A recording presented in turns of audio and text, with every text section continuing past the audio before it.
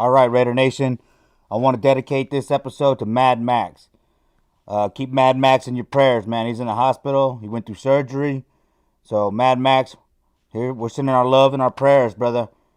Can't wait to see you once this COVID shit's all over with, man. Got to get together and party again. Raider Nation style. All right, MLNR, brother. So did you ever think that you would inspire so many people? During that time, brother, my main focus was, let's see how much of an influence I can actually be.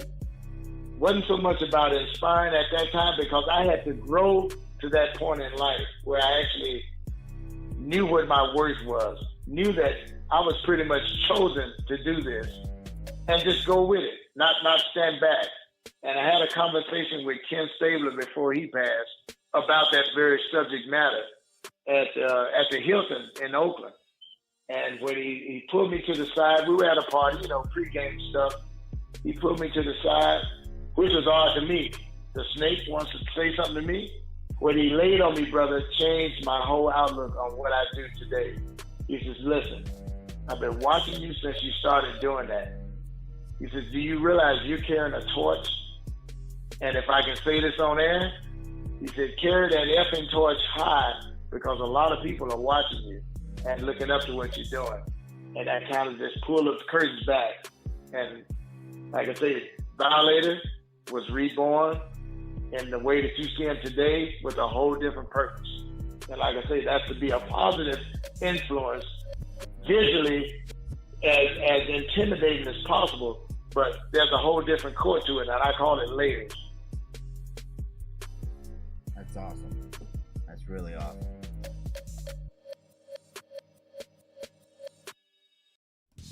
Hello, Raider Nation. Welcome back to Monday Nights Live. I'm Raider Homer, and I have 4 more great guests lined up for tonight's show. Well, I've been off for a little while, but hey, I'm glad to be back, man. Got my life straightened out a little bit, got a better job, health insurance on the way. And during these times, man, health insurance is important. So I'm happy to have all that straightened out, and I'm happy to be back representing the Raider Nation with pride and poise and a commitment to excellence. All right, another shout out to Mad Max. This episode is dedicated to Mad Max. For y'all that don't know, Mad Max found me a long time ago, man, when I first started my channel. And he's the one that introduced me to Polo, Cisco, Michael, all the presidents, Sammy, Ronnie, all the Black Hole presidents. So, man, I'm going to be loyalty crew forever, man. Shout out to Mad Max, man. You're in our prayers, brother. All right, so let's go over how Monday Nights Live works. It's structured like a football game, but instead of 4 quarters, we have 4 callers. All right, we break for the halftime show after the second caller. And during the halftime show, we're going to hear from the viewers during the Raider Homer Phone Blitz and Raider musicians. And this week, we are hearing Raider songs from Cali Cat, Raider XL, and Team Bad. Shout out to all you guys, man. Thank you for letting me use your music, man. It makes this show so much more cooler. All right, kicking off tonight's show is the Only Nation podcast with me, Captain Jack Rackham, and Asylum. It's been a while since we've recorded anything. We did an episode, and you should check that out at the RaiderHomerChannel.buzzsprout.com. Where we gave our predictions. Of course, that shit might be right out the window, considering that these players in the MLB just caught a bunch of COVID cases. So we'll see what's going to happen with the NFL now. All right, and our second caller is, of course, Raider XL, man. He's a great Raider rapper. Hey, man, we're going to talk to him about his interview with Sports Illustrated. All right, after the second caller, as I mentioned earlier, we got the phone blitz. We're going to hear from the viewers. People are sending their shout-outs to Mad Max. And then we have the halftime show, which is the music that I just listed. All right, and we're going to hear from Jesta Raider. He's kicking off the second half of the show. Man, that dude went through COVID. So we're going to find out how he became a Raider fan, how he became a super fan, and what it's like to deal with COVID. And then, of course, we have the return of Black Thanos.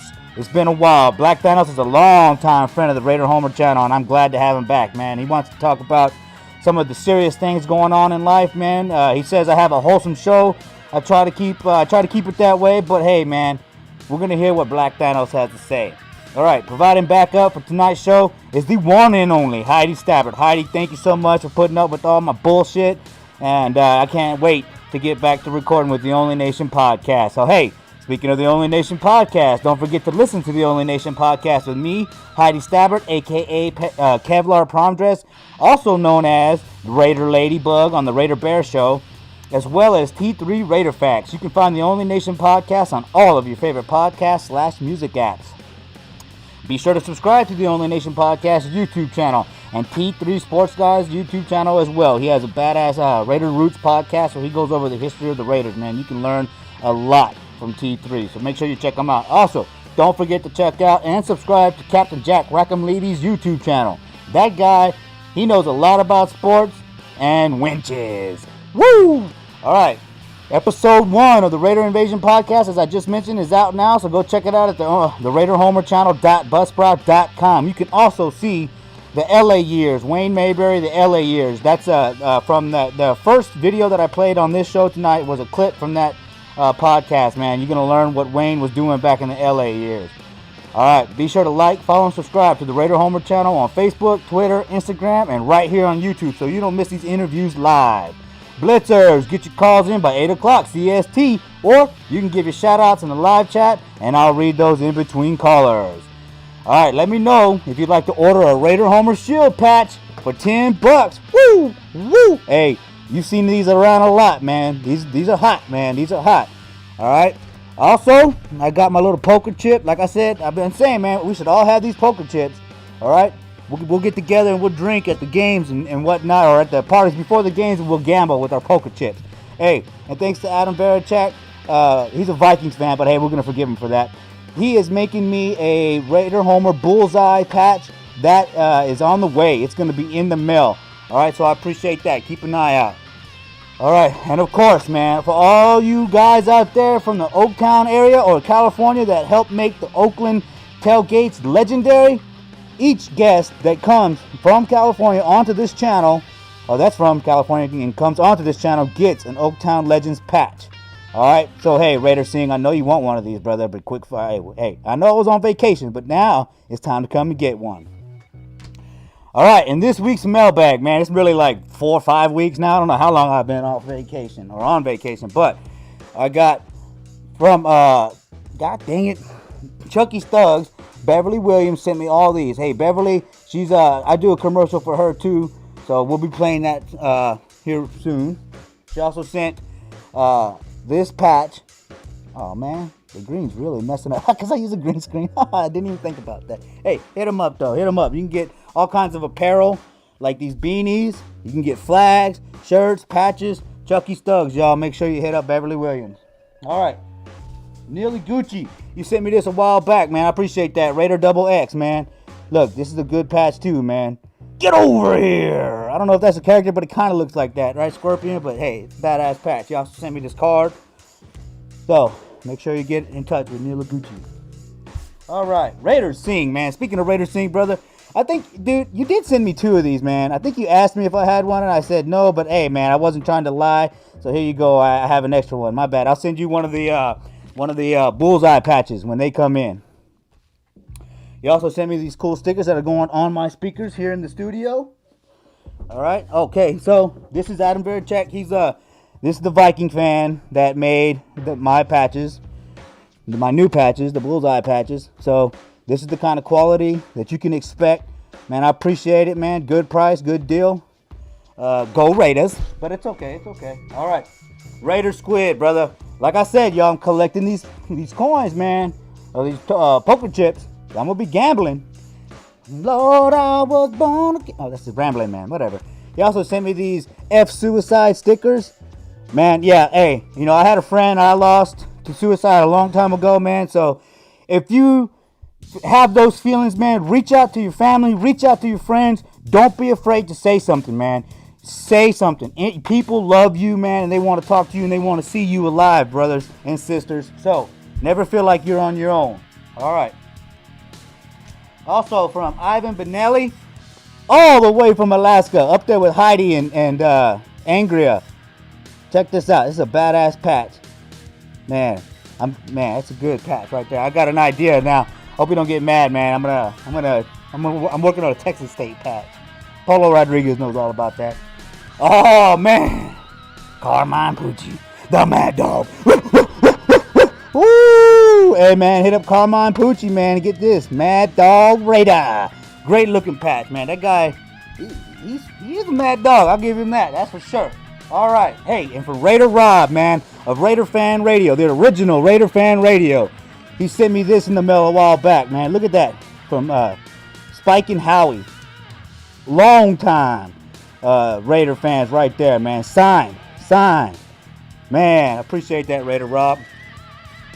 All right. And of course, the Mob Boss. Boom! Man, long time friend of the Raider Homer channel. Make sure you get his patch. Great stuff. Great person. All right. And then, of course, one of the original members, one of the original fans of the Raider Homer channel, Joker Raider. JR60brands.com. Make sure you hit him up. He is the one that made this this picture right here. Yeah, One Nation, baby. There is only one nation, baby. Hey, I got one of these characters too. I'm getting some stickers made of these. Right? I just do whatever everybody else is doing. It's okay though. That's what we do, man. Right? You don't mind. I'll send some to you.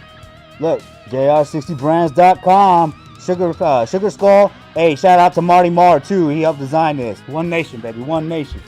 I even got a personal letter from my boy, JR60. Alright, hey, and look, check it out. I know that the patches are pretty popular, but I got some of these magnets made too. Raider Homer Shield magnets. Hit me up, man. Just hit me up. Message me, and I'll get that order out to you. And then, don't forget, the Only Nation podcast, magnets. Why do you make magnets, Homer? Hey, because I want this on your fridge so you remember when you're going to get a beer to listen to the Only Nation podcast. Be sure to subscribe to our channel on YouTube as well. Whew. All right. Be sure to hit up the people from this week's mailbag to get some of the Raider Nation merch of your own. And thanks for showing me all this Raider love, Raider Nation. I appreciate it. Also, don't forget to check out the Retired Players Congress at playerscongress.com to get some awesome officially licensed merchandise that directly benefits the men who made the game. Much love to Bob Grant. Hey, this is when football was football, right? Yeah. I don't think they would have skipped out on preseason, but maybe I'm wrong. I'm going to let it go. Let it go, Homer. Let it go. All right. You can also contact Polo Rodriguez to purchase one of Otis McKinney's autographed items signed by Raider legends, man. Otis McKinney was on the channel not too long ago, just before I interviewed Tom Flores. All courtesy of Polo Rodriguez. I appreciate it, Polo. Thanks for all your support. So, with that being said, let's get to tonight's callers.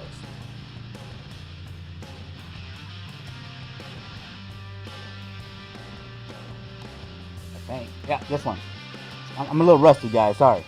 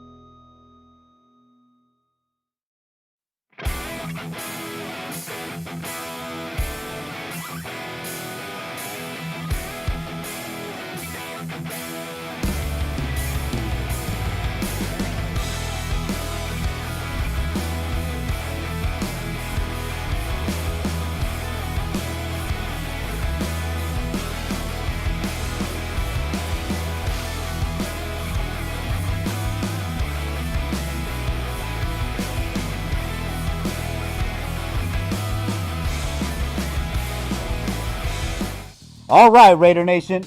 All right, Raider Nation. Here we are, the only nation. Oh my God, the Raider Invasion podcast with Captain Jack, myself, and the one known as Asylum. There you go, Captain. Yeah! How's that for a good shout out to everybody? That's pretty good, man. That's pretty good. How you doing, Asylum? Just for the it a few times. Ah, that was wimpy. I was gonna say, throw some balls in there, shipmate. You know, we got you. Yeah, that's better. Much better. That's better. Much better. Much better. Yeah. All right, man. So it's been a while, man. Our first episode, Captain Jack. You really didn't want to do the schedule. You didn't want to go over the schedule and find out what we all thought we were as far as wins and losses. But I made you do it, so I appreciate it. But hell, we may not even have a season this year. How you feeling about that? Well, and I tell you, it's, and I've said this before. I've been on a couple of different platforms. And by the way, folks, tonight, make sure you are listening to, was it Radio X or I can't remember what as Sports X Radio. Sports X Radio. Yep, there you go. Sports X Radio. I got you. Okay. There's an X in there and there's a sports in there. So, and I'm in there. Ken Thompson tonight. I'll be on with Ken Thompson and a radio. Yeah, but it's on the internet. So it's internet radio. Get Sports X Radio tonight. I'll be on with Ken Thompson. We'll be talking Raiders football, and we'll be hopefully talking Raiders football because, Homer, I'm telling you, brother, and I've been saying this to a bunch of different people, it depends upon the other sports and how they were going to be kicking off this season, or actually in the case of basketball and hockey, finishing off their season. And I think that basketball and hockey have a very good chance of making their seasons happen because they are bubbleized. And you are seeing in baseball, as the teams travel, and there's a lot of interactivity, and the rosters are that much bigger, larger, and there's more of the issues of moving people around. With 1 weekend gone in the season, we already having cancellation of games in baseball, and that does not bode well for football. At all. That's what I thought first when I saw that post, man, that 19 Marlins got the COVID. You know, I mean, and COVID's no joke. Well, later on, we're going to have Jesta Raider on here. He's going to come on and talk about his COVID experience and, of course, you know, how he became a Raider fan and all. But, I mean, it's no joke, you know. But what I've been hearing, right, is that on the radio, man, that, yes, they're coming up with the vaccine.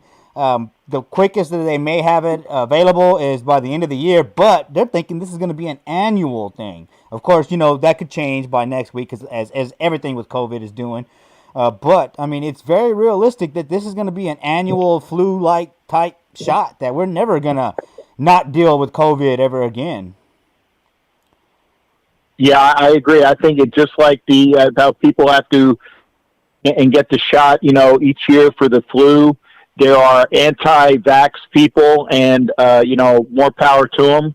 But I figure I'll get a shot in the arm in order to try to not have something that's debilitating. Throw upon, you know, the COVID is actually 3 to 4 to 5 times worse as far as what can happen to you with the flu. You damn straight I'm going to get a vaccine each year because I want to try to kick around for as long as I can. What about you there, Asylum? Oh, no, I want to be around. I want to get back to some normalcy. So if we get a vaccine, and I've heard the same thing, this is going to be an ongoing thing. We'll never get rid of it. And so if we get back to some normalcy and get people vaccinated every year, I get a flu shot every year. So just add that to the list. just pump ourselves Be able full to of go to games and chemicals. events and It's another chemical. Go ahead. sorry. What was that? No, I'm sorry. No, look, I'm just saying we keep having to take all these medicines and vaccines. I mean, you've been getting vaccines since you were a kid, you know, and you know, there's all kinds of conspiracy theories, and there is some actual damaging things that they can do. So this is scary, right? You could be trying to avoid COVID and end up with, you know, the vaccine actually hurting you. But you know, this is kind of interesting, right? We're talking about vaccines right now. And I think it was last year, either it was Jalen Richard or DeAndre Washington, and they were going back and forth with people about not taking, you know, vaccinations, that they didn't want to vaccinate the children and things like that. You know, this was a player that said he didn't want to vaccinate his child, and you know there was all this hoopla going on around it. Like, but now, you know, he's gonna have to take a vaccination, right? Because here they are talking about, you know, cancel preseason. We don't want to risk, you know, catching COVID and during the preseason for games that don't count, which actually do count, you know. But I mean, how do you see all that going down with the players? You know, I mean, how do you feel about them canceling preseason also? Go ahead. You take that one first there, Asylum, and I'll park behind you. Well, I can understand why they did it, but personally, I'm worried about injuries during the season. Part of the reason of preseason is so they could warm up and get back into football shape.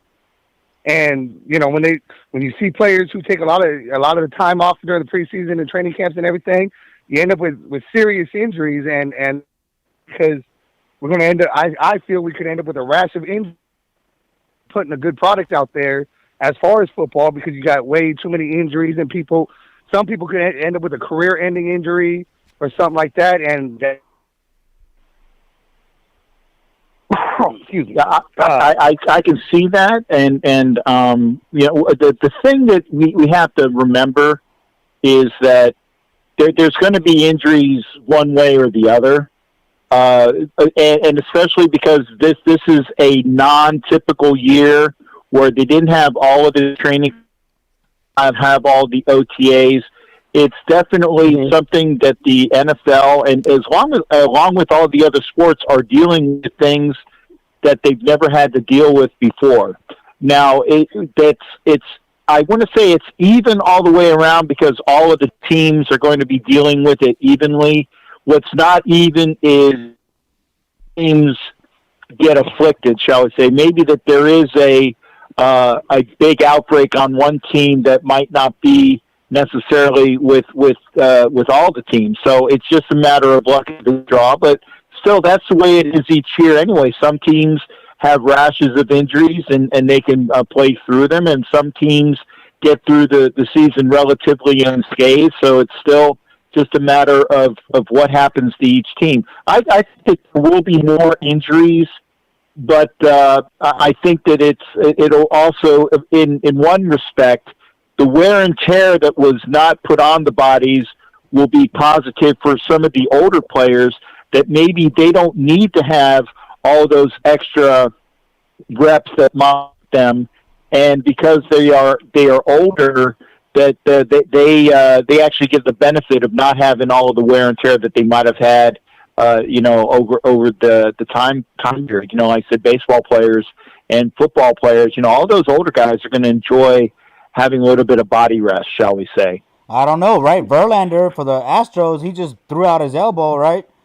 You know, I don't know. I think that I'm kind of with Asylum on this. They need to get into football shape. That was part of the reason they had preseason, right? That was one of the things that coaches would always say: we get into football shape. Plus, you get some early tape on what your offense is going to look like. You can work on a few things here and there. But for me, look, I hate to say it, right? You know, I think that they should have played preseason, because that preseason can lead to people having careers, like a Jalen Richard who came on as a walk-on, Keelan Doss, right? And most notably, right, and I hate to say this, right, this is blasphemy, but Terrell Davis, right? He came on he made the Broncos with the special teams tackle, you know, and then he went on to have a short career, but he won 2 Super Bowls and ended up in the Hall of Fame. You know, preseason matters, man. You know, guys find jobs in the preseason. So I'm curious how many, you know, because like during the vote, I think, you know, I think last year or this year, right? The players were voting on the new agreement, right? And a lot of the richer players were like, no, no, no, no, no, no, we don't want this. But some of the poor, or not poor, they ain't none of them poor, but the lower paid players wanted it, and they got it through. So I'm curious how much was a little bit of payback for that, or if that would even come into factor in.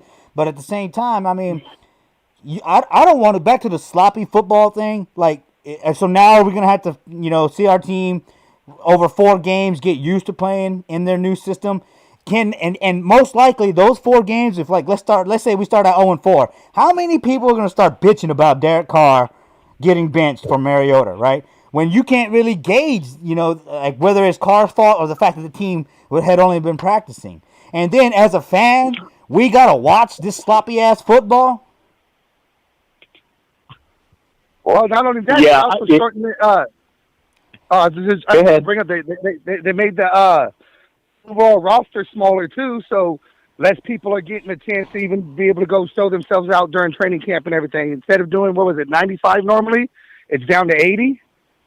Yeah, and the players were pissed off Yeah, at they that. trimmed about 10 to 15. Yeah, some of the players were pissed off trim. at that, saying that the NFL was Yeah, just I trying to think- save some money.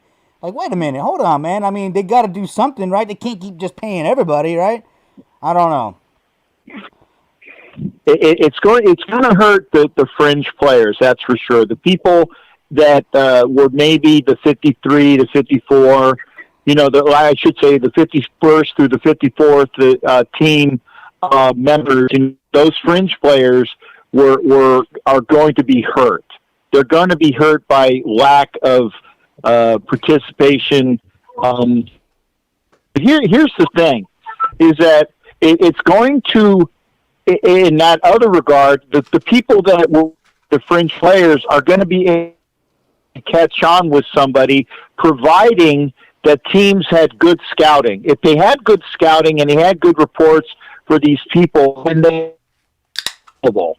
And they're out there and they are available for somebody else. Maybe you have this guy and say, I'm going to, because I don't know somebody that's going to pick him up. Well, somebody did pick him up, or somebody else picked him up to their squad, and they're floating around. If you have good scouting, and again, this is not all the way around, but if you have good scouting and they become available, maybe that's that guy that you need, and you take a chance on him, and hopefully he fits for your team. I mean, yeah. Go ahead, Asylum. Sorry, go ahead.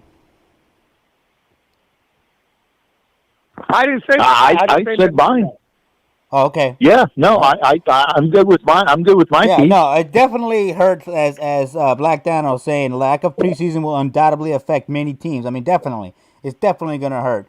But I don't know, man. I'm just saying, like, back to the original point. This virus is not going anywhere. This is something that we're going to have to live with the rest of our lives, man. So, I mean, why, there's that whole herd immunity kind of thing. Like, it's almost like, certain things you don't want to do, but some things you can continue to do. And of course, that's me being a fan. I'm saying, I want them to play because of other than the facts that we just said, or the things that we just said. This is a way for me to escape. It's a way for me to escape, man. Like, I mean, is that so selfish? If I'm considered an essential worker, is it so selfish to ask people to do the same things that I'm doing, which is go out there and risk their lives? You know what I mean? Because think about it. What if all the electricians, the grocers, right, nurses, everybody else that's putting their life on the line, what if we all said, nah, we don't want to go? The shit would hit the fan, man. So I don't know. I think that they should have played, because there's then there's things that don't benefit the players, I agree that when they came down and they took away 2 of the preseason games, I could see that maybe you're saving yourself for the season, and you needed 2 tune-up games. And I actually was listening to one of your guests, Mr. Saleh Khan, who you'll get a chance to interview later on. It's just that there was no rhyme or reason in how that they did it. So no matter what the NFL did at this point, they were gonna find negativity from X people out in the crowd. I think that the preseason is a viable portion of a regular season. They need those reps. They need to see those people. It's going to hurt, but at least it's all the way around. Everybody is going to go through the same situation. And Sharif also made the point, and I've made this in various other platforms as well. The teams that are already constituted, the ones that have a little bit less of a turnover because they know that what they have, they're the better teams in the NFL. That the teams like the Saints, the Chiefs come to mind. Ones that don't have a lot of turnover to go through, they are going to be better prepared this year than the teams that have a lot of things to go through. But even with the Chiefs, okay, the Chiefs lost their great guard, Duvernay, what's-his-nose, the doctor, the Canadian guy. He opted out. He was the first NFL player to opt out. So what they thought would be a strength on their offensive line, now they got a hole at right guard that they got to fill out. So it's not that everybody is going to be stay pat and content. There's going to be turnover. There's going to be things that people don't foresee. So just because they have an upper hand, because they are very well acclimated as a team, doesn't mean that stuff's not going to hit the fan. No, you actually stole that. Stole that thunder point. again. I was going to bring that up about. Here we go again. I know, but no, about the Chiefs player, and since he did it, I expect more players to do it and go, and then some teams are going to scramble to have to try to fill that hole or go and everything. I'm all for. I wish they'd have kept it 2 games as well. Okay, so check it out. I'm all for it. Go ahead. I was just going to say I'm all for them playing. Be safe about it.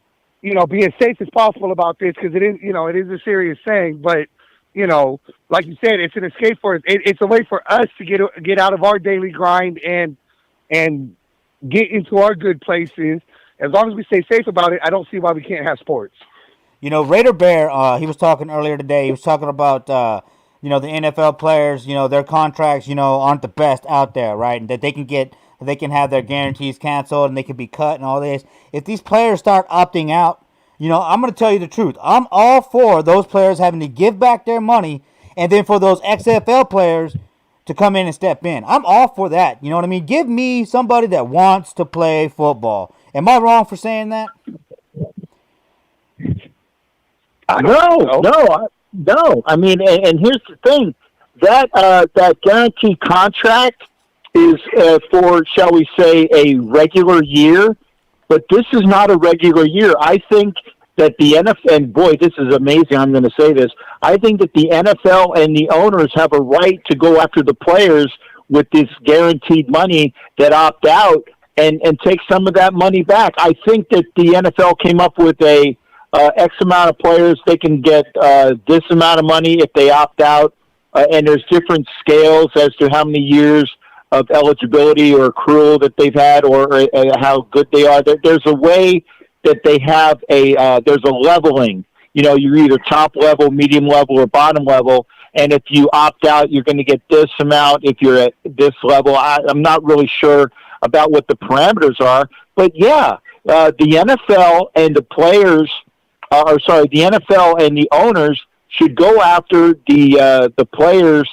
that are opting out. I understand that the players want to remain safe and that they want to have, tack on some years at the tail end. But you know what?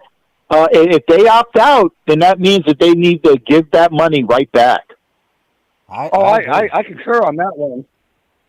If you're not playing, and it's your right to bow out, but if you're not, most of the guarantees too also go for injury, and this being different, and you're opting out, you shouldn't be getting your full contract for a year, and I wouldn't even be opposed to that year if they opt out. That year doesn't go against their contract, and it gets extended out for another year. I mean, you're opening up a big can of worms there, though. Because then they're all going to run. They're all going to say no. They're all going to opt out. I don't think they all will opt out. I think there'll be players who still want to play and go and continue going. There's some people who just want to play football. Me? Give me the rock. wish Put me I in, could. coach. Yeah, Touchdown! I'll play left Raiders! out. Oh, sorry. I'll play I'll left play out. left out. Yeah. I'll play water You could boy. be OC. You could be the offensive coordinator, Cap.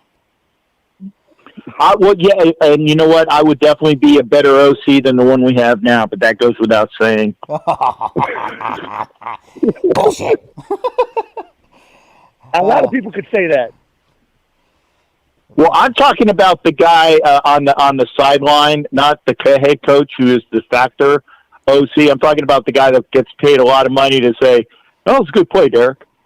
Oh yeah. No, I know exactly what you're talking about. Yeah. Yeah, his name is Greg Olson, and I want his money and his job.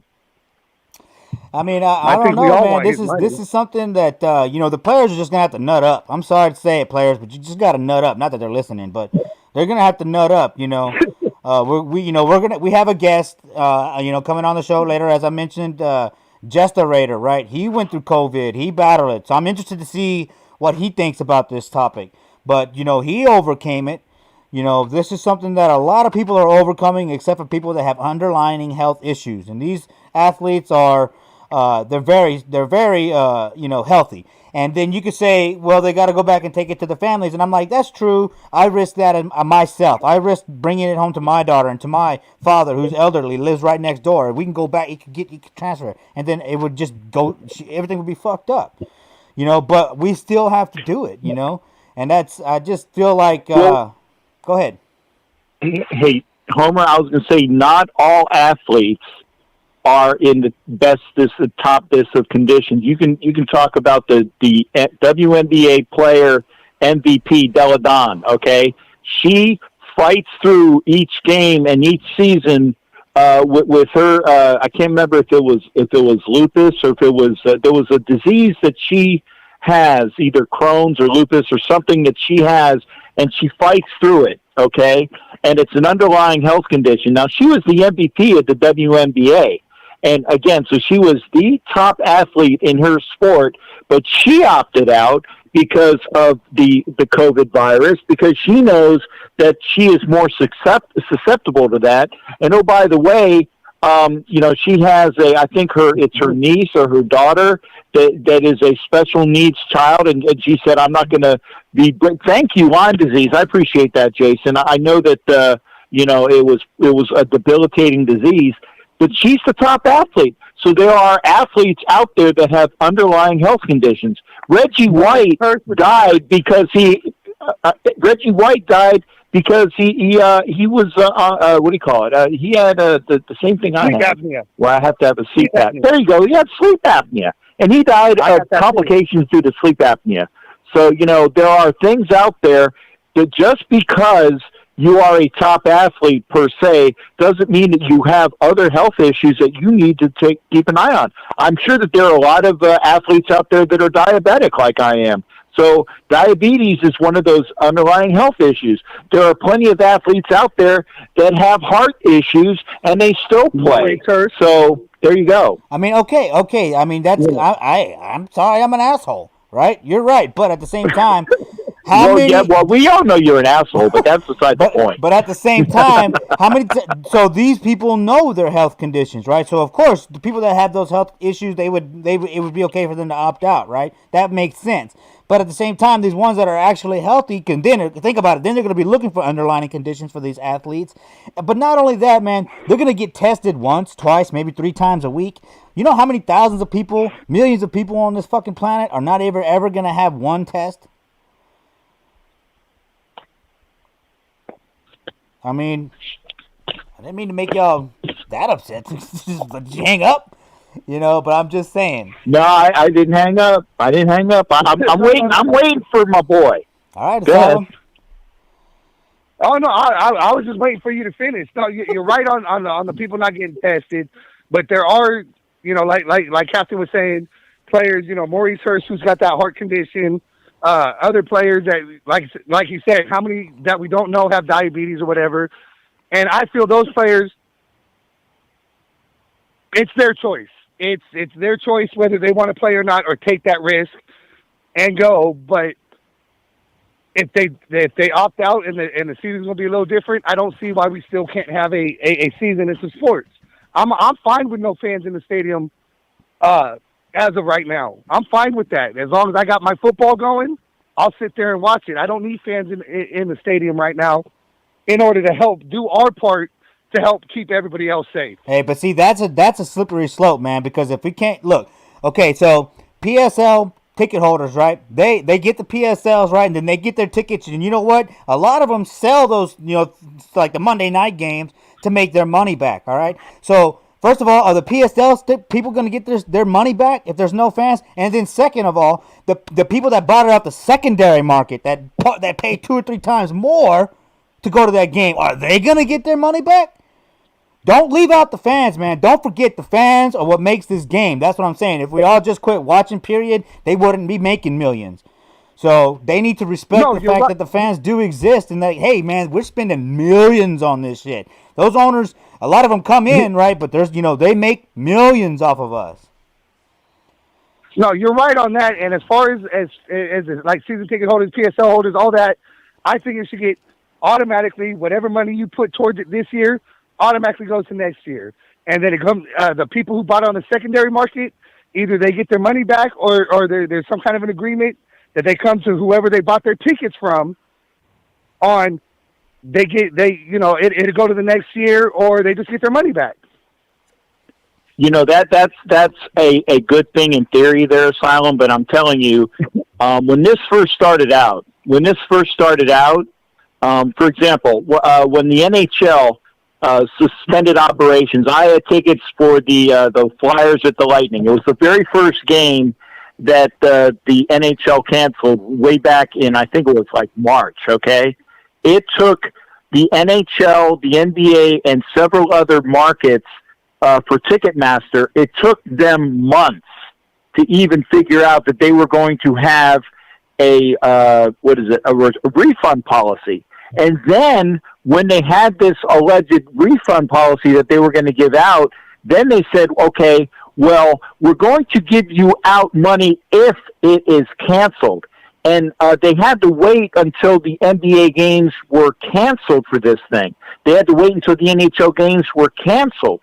And then because they had so much money that they had to return, they said that starting with a new policy, which I'm pretty sure would be this year, you got to actually watch. When you buy tickets on Ticketmaster or StubHub or all of those other things like that, you got to check the fine print, because you might be shit out of luck if you buy a ticket. Yep.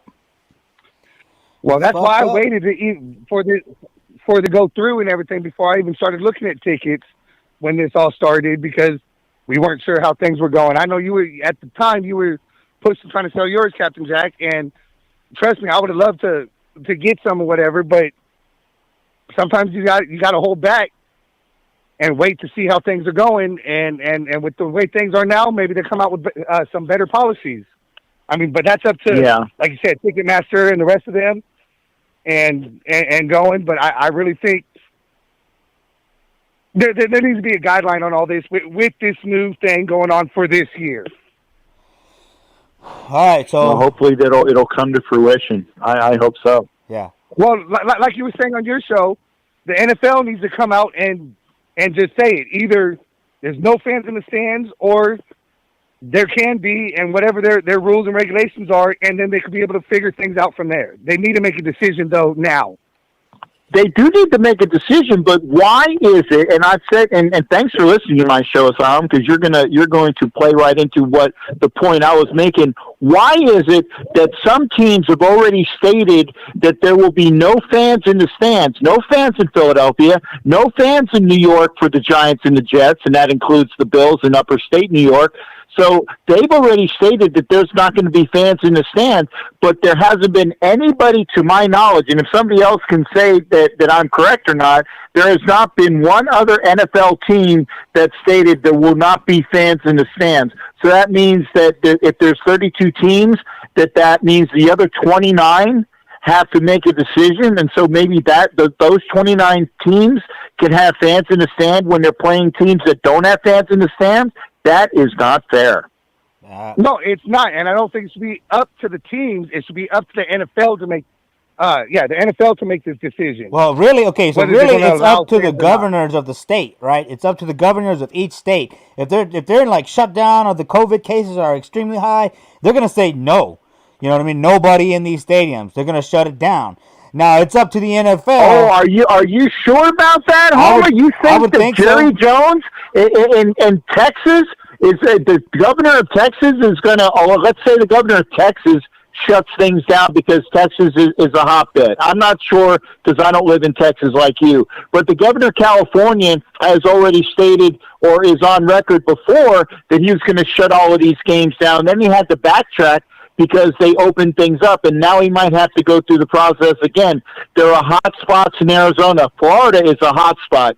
And even though there's not too many really good fans in Florida, i.e. with the Jaguars and the Dolphins, you know, there's a team here locally that now has some people to trot out there for people to actually watch. You think they're going to say, oh, well, yeah, we're not going to have fans in the stands. They are going to fight you tooth and nail on that. You have teams in Dallas, you have teams in Houston that have a very good, popular fan base where they actually have people in the stands. And you're going to say, well, the governor of Texas shuts us down, so we're just going to say, yeah, there's not going to be fans in the stands. Good luck with that. It ain't going to happen. Hey, I'm just saying. I just threw it out there.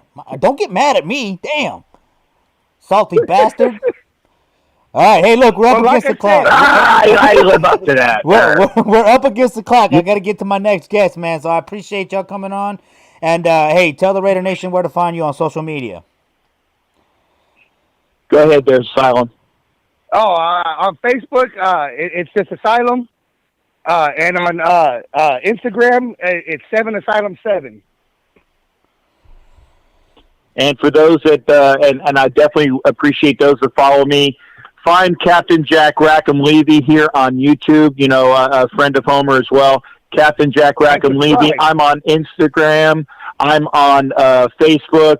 I'm on Twitch. I'm on Twitter.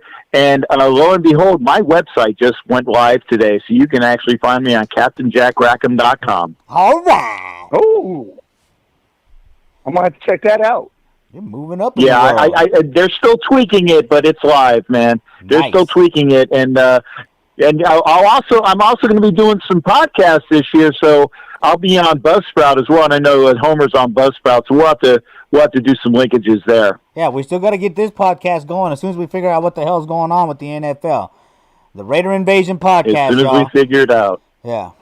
That's right. So, all right, cool. I appreciate it, guys. I'll hit y'all up. Thanks again there, Homer. Thank you there, Asylum. You need to be locked up, you bastard. Crazy ass bastard. No, this is my only time out. All right, cool, fellas. All right. See ya. Woo! All right, Raider Nation. That was the Raider Invasion Podcast live. You can check us out on the RaiderHomerChannel.buzzsprout.com, episode 1.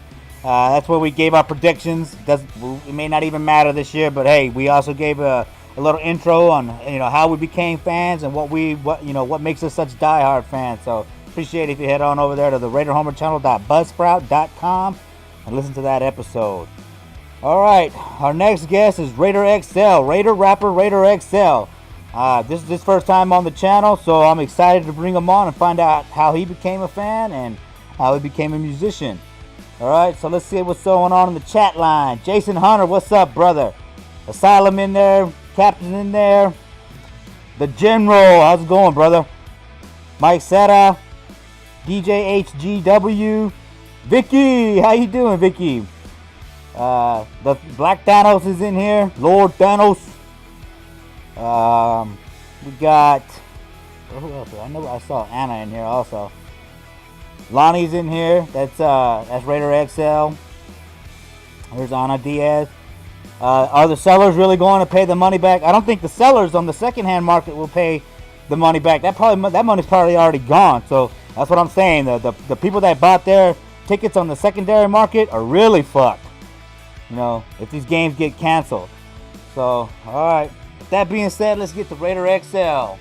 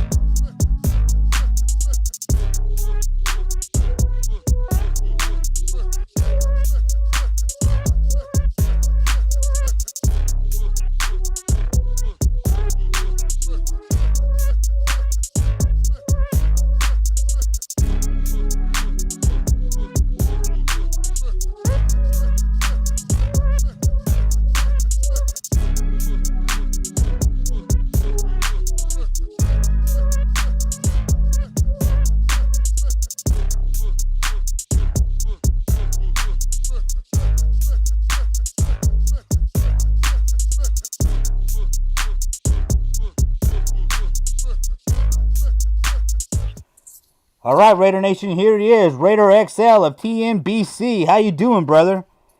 Everything's good, man. Thanks for bringing me on the show. Hey, no problem. Thanks for being patient, man. I was, doing my thing, taking a vacation, trying to get my life straightened out. So I know I had you on the hook for a while, so I appreciate you being patient, brother, and I'm glad to have Hey, you man, on.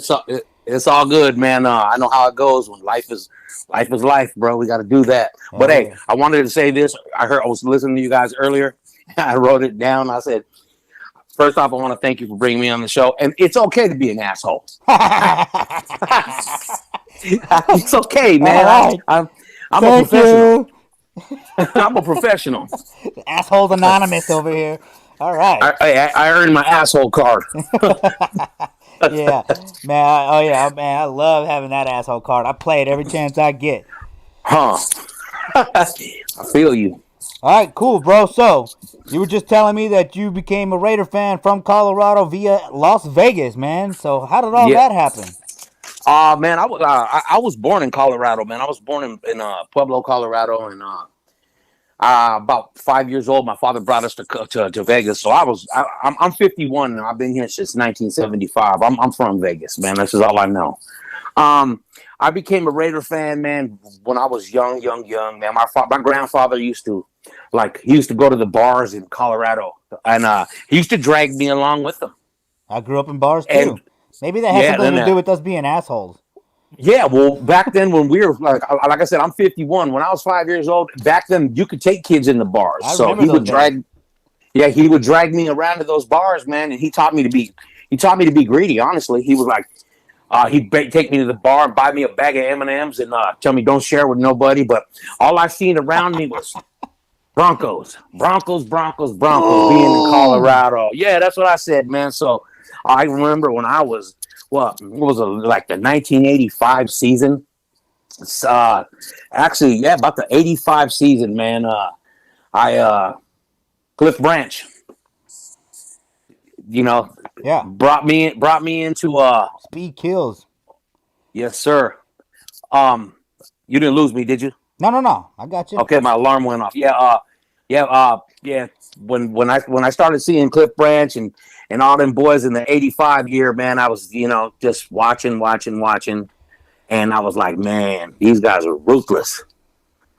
So, hey, needless to say, man, I started putting that black and silver on. But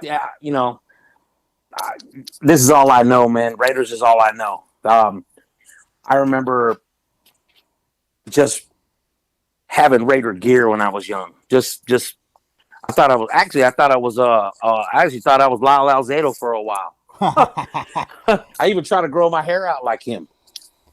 That's cool. So I got long hair. But being part of this organization, man, not just, I mean, from the fan perspective is man, we feel just like the players do, man. We're probably the busiest nation, the only nation, but we don't have off seasons. I mean, we work around 24/7, 365, man. We're grinding the Raider Nation, and just that right there keeps me here, keeps me going. Amen to that. So yeah, dude, amen to that. The Raider Nation, man. Because we've been losing for a long time, bro. And you remember that. You've been there this whole time. So one of the great things about being a part of this fan base is that we are one true nation and that we stick together no matter what, man. We got Raider rappers, Raider rockers, Raider artists, Raider everything. I'm talking about like people that draw badass, you know, people that do podcasts, I mean, and podcasts went all the way back to Raider Fan Radio back in the early 2000s. The Raider Nation is dedicated to the Raiders. And I would dare say even more than the players are, especially today's players, man. The Raider Nation is definitely dedicated, and it's something to be proud to be a part of.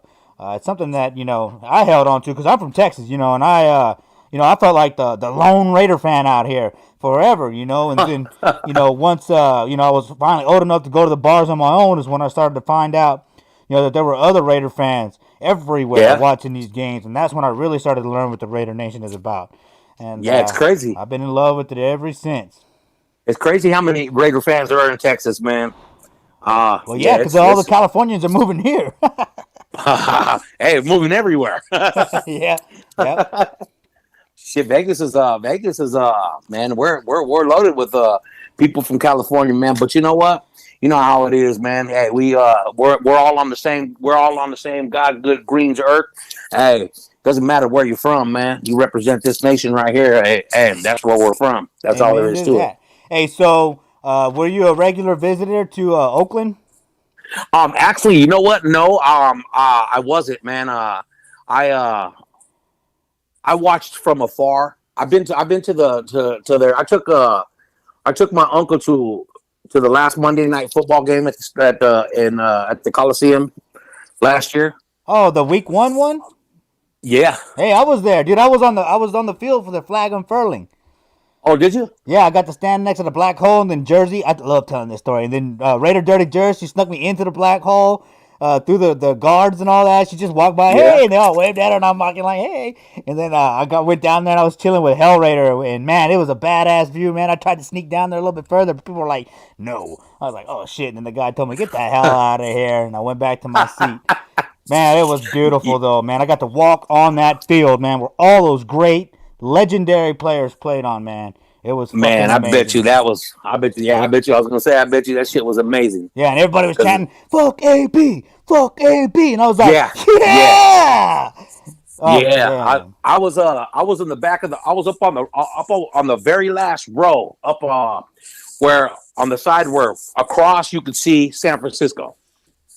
I was up right under the LED board, and I was just looking all over that. And hell, I wasn't even watching the game. I was so mesmerized by the aura of walking through that parking lot and experience what I experienced. My uncle is a Bronco fan. He's in his middle 60s, and he asked me. He goes, "Should I wear my Bronco jersey?" He goes, "I don't want to get killed out there." I said, man. I said, man, there's going to be a lot of people here with Bronco stuff, but he chose not to wear his jersey. He wore a Lakers button up. So anyway, we were up there, and he was watching the football game because he's a diehard Bronco fan, and I'm just sitting up there on the roof, man, and I'm looking all over, and I'm feeling the crowd. I'm just watching the fans, and I'm like, man. Dude, and The move to Vegas, the move to Vegas, I was like, I don't know if the aura is gonna be like this, man. I've been up there a couple of times, and I know I get a lot of feedback from guys from Oakland on my music saying, "Oh, you trying to be like Oakland? Man, you're from Vegas, and you try to be like Oakland." I'm like, man, I'm 51 years old, brother. I'm not trying to be like nobody but me. That's all I've ever been. Yeah. So with that being said, I always tell them this. When I was there, when I went there a couple of times and witnessed the mecca of football, because that's where the mecca of football is to me, I was kind of sad, man. I was happy that the Raiders were coming to Vegas because this is where this is my hometown, man. I'm like, man, shit, this is big. But at the same time, dude, I felt it, man. I was like, I don't know. We're going to give it a hell of a try, but I don't know if it's ever to be matched by any NFL team. I don't care who it is. That parking lot was the mecca of football, man, to me. And every time we talk Oakland, I share this story. I do. Yeah, no, dude, I wasn't a frequent visitor to Oakland either, man. I'm poor, bro. Let's just be plain and simple. You know what I mean? So I didn't get to travel. But once I finally got to the point where I could travel, and my daughter was old enough to travel with me, man, dude. I mean, I remember being okay with the Vegas move, but once I got to Oakland, I was like, man, I wish I would have came here more. I wish the Raiders were staying in Oakland so that I could come here more and be a part of this, because that was amazing, dude. I mean, all the way from D-Lot, B-Lot, C-Lot, all that, man. It was great, man. Chilling with KOS, chilling with the Black Hole. Man, it was fantastic. Oh, and I didn't get to chill with the infamous B-Lot very much, but I had Bull on the road on this show before, and he talks about how badass it was. I wish I'd have been able to see that, but that's again, I just couldn't. I couldn't make it there, but man. Yeah. Well, that's what got me, man. That's what got me. Like, we had to park like fucking, man. I don't even know. I think we parked in damn near close to Frisco and walked all the way to the stadium. And but once we got on that lot, oh my God, I was like in love. No, I was in awe. I was just standing there, dude, like, fuck, man. I was looking down rows, looking around. People were just hustling and bustling everywhere and just having a good time and representing and this. And I'm frozen, man. I felt like a cat in a Volkswagen full of pit bulls. Yeah. I was like, damn, this is it. This is it. And I was like, and you know what? This is the last season, man. You know, so when we walked away with that night, when we left the game, we walked away and I walked backwards. Man, from that, like that, filming that stadium, bro. And that right there will be in my upcoming video. So, all right, cool. Yeah, well, so- hey, you know, let's. I want to listen. I got one song queued up for the halftime show, and I'd like to play a song towards the end of this interview. We're up against the clock, but we're gonna make some time because that's how it goes. And Travis, I see you in the chat line. I'm gonna be a little late because Captain Jack, he just wouldn't stop talking. But hey, I'm coming. All right, be patient with me. But so check it Captain out, Jack. man. You know, I finally made it there. I got to Oakland a couple of times, man. I'm proud to say that I got my daughter there, dude. And I look at my Yeah. daughter and I tell her, hey, look, you know what? There are a lot of Raider fans that can't say that I went to Oakland, and you can always say that you went to Oakland. So Yes, sir. that was fantastic to go there. It's something that will never happen again. But we are in Vegas, man. Do you think that the Raider Nation in Vegas, you know, can at least create an atmosphere that is somewhat similar, but definitely just as embracing? Honestly, they better be up for the challenge because come the season opener, hey, I'm throwing out Raider songs, brother. I'm trying to get these guys hyped. I know goddamn well I'll be. Hey, if I'm sure they're all going to be. I can't speak for them personally, but I'm 100 that they're going to. But I know damn well I'm gonna be, and I hope they're right there with me because we plan on shooting a video that night on opening night there. That's awesome, dude. So yeah, and we shot some video. We shot the last of my Knock Knock video yesterday at the LA Coliseum with Clown Prince. Clown Prince was out there. The General was Double out there. G? Yeah, Double G, man. Yeah. Double G's been in, Hey, that must have Double G's been epic. That representing. video's gonna be epic. Hey, yes, that and I'll tell you what. Yesterday was an epic shoot. Yeah, we shot the last of it, man. And I'll tell you what, man. On the ride home, my son was like, "Damn, Dad, that was the closest I felt to a family in a long time." That's awesome. And I said, "Man, yeah." And yay, we've been talking about it, man. You know, me and little Chucky's mom. I was thanking her like, "Hey, my son is in awe of yesterday because how we go when he kicked it and stuff." Yeah. Man, you know, so it was awesome, man. Family. We're not just a football fan club or football nation. We're a family, man. That's all there is to it. Amen to that. So you just got done shooting for your new video, Knock Knock, right? But you were Yes, sir. You were telling me that you also did an interview with Sports Illustrated. Yeah, Sports Illustrated. I just did a Sports Illustrated, man. We're friends on Facebook. You can go on my page and check it out. I kind of froze on the interview. I wasn't expecting actually, the first interview we did, I pretty much aced it, man. But then he was like, "Hey, the wind was blowing, so let's redo it." And then when we went and redid it, he changed up the questions, man, and I was stuttering and stuff, and I was like, "That sucked." So we agreed to, you know. But anyway, Sports Illustrated, man. That was big. I'm talking big, big, big. I'm still in awe over that. Yeah, they came and interviewed me, man. They put an article in sportsi.com, and they put my video on there. My first video, Black House. They put that on there. The first song I sent you, Black House. Yeah. They put the video on there, man, and dude, I got so much feedback, and I'm still getting a lot of feedback. And I all the praise goes to the fans, man. I do this for the fans. You know, Lonnie Lucero. I don't want no recognition, brother. I've been in music. I've been doing music since I was 15, breakdance era. I've been hipping and hopping and beatboxing and rapping and stuff since I was a little kid, bro. And I got my own recording studio. I put my first one together in 2001. That's cool. My own, and then I've been going ever since, man. And like I said, man, but nobody's ever heard of me like that. I've given all my music away. I've never charged nobody a dime for my music. So, and that tradition still continues. But now, when the Raiders came to Vegas, I was like, you know what? I'm going to drop the first Vegas Raider track. That's what I'm going to do, and I did. I put my money. There you go. I put my money where my mouth was, man. I lit the first flame right along with the Al Davis flame, man. The flame that burns brightest is the will to win. The will to win. The will to win. But when knock knock drops, and did you listen to it? Not yet. Okay, well that song is that's nice, bro. It's nothing like Black House, but you said you haven't dropped it yet, right? So let me let me play that right now. Well, I got it. Go exclusive ahead, for y'all. Hasn't even been dropped. You hearing it here on the Raider Homer channel first, baby. All right, bro. So okay, so if you want to listen to it, you can go to the video, but you won't be able to hear it on the phone. So let me go right here and let me mute my Focusrite.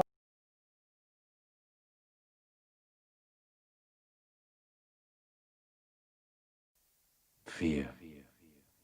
The spectacle of fearsome acts. Somebody steals from me, I cut off his hands. He offends me, I cut out his tongue. He rises against me, I cut off his head, stick it on a pike. Raise it high up so all in the streets can see. That's what preserves the order of things. Fear.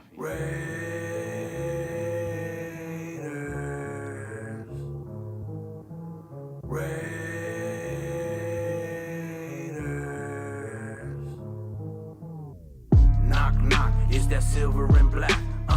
Knock, knock, where my Raiders at? Knock, knock, is that silver and black? Knock, knock, where my haters at? Knock, knock, is that silver and black? Knock, knock, where my haters at? Knock, knock, is that silver and black?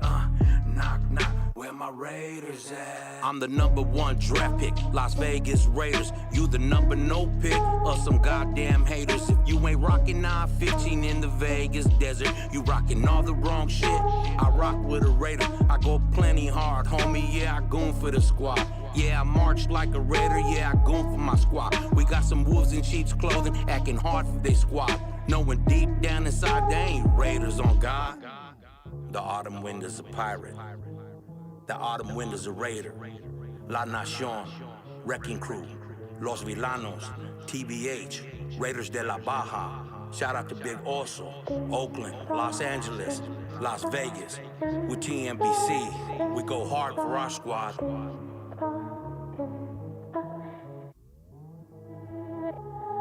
I go hard for my fam, TMBC, La Nación putting it down in Sin City. And I'ma run through your team like Bo Jackson did. And I can sack your whole squad like Howie Long did. Yeah, that black and silver, yeah, I bleed that shit.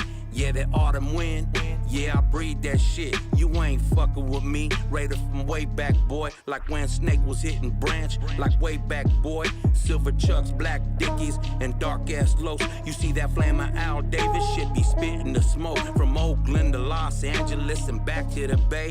Now we here in Las Vegas, that's where we stay. You got a problem with that, keep a shit on the low. This is Raider Nation, fool, you don't like it, then go. It's black and silver, and it ain't never gonna stop. I'm a Raider till the motherfucking casket drop. The autumn wind blows through our city. Shout out to Gorilla Rilla, Raider homies, Mob Boss, Gray Raider, Clown Prince.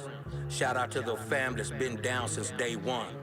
Shout out to Mr. Al Davis for making us Raiders. We bleed that silver and black. We breathe that autumn wind. We live this shit. Fuck your team in that rag, you swinging this Raider Nation where we at. See them pirates blinging, see that city in the background, that's the city of sin. Got hella lights, got you on the outside looking in. I hear the chatter now, we trying to mimic the bay. Hell no, we in Vegas now, we got our own lane. Let's keep it real for a minute. We rep the same team, we done rep Oakland and LA. Let's rep the home team, no politics in the nation, that's some bum ass shit. You tryna hate on your squad, be a Bronco and quit. This for them homies bleeding, black and silver for life. This for them homies reppin' Raiders every day and every night. This is 24/7, 365, this 702. It's that 015, this Las Vegas Raiders. About to step to the top, this Las Vegas Raiders. Motherfucker, knock, knock. That's what I'm talking about. I love my team. I rep my team. 24/7, 365. We bleed that. We breathe that. Oakland, Los Angeles, Las Vegas. This is dedicated to our brother Richie Montano. Rest in peace, my brother. Raiders.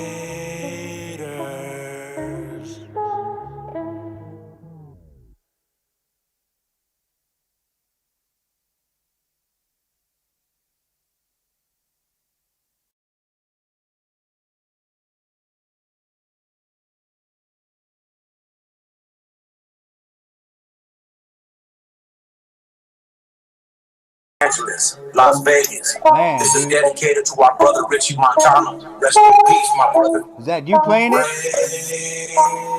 Yeah. Oh, okay. All right, here, let me get everything back up. All They right, can cool. hear us. Hey, what y'all think about that, Raider Nation?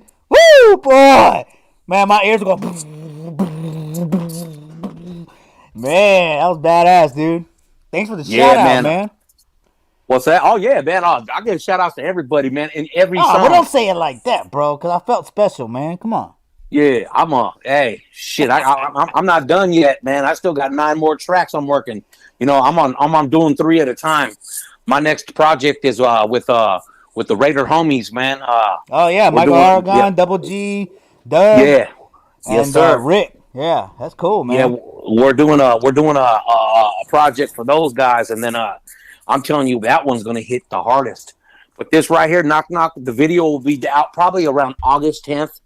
The video and the song, what we give them right now, we played 9. Well, we played the whole song, but I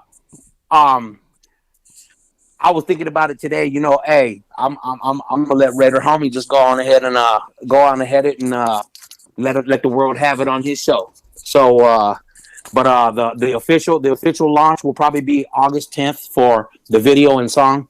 But yeah, man, there it is, right there, man. That's Hey, badass. I appreciate it, that's dude. Anytime you man. want it, I'll help you push the music, bro. For I sure. appreciate that too. Yeah.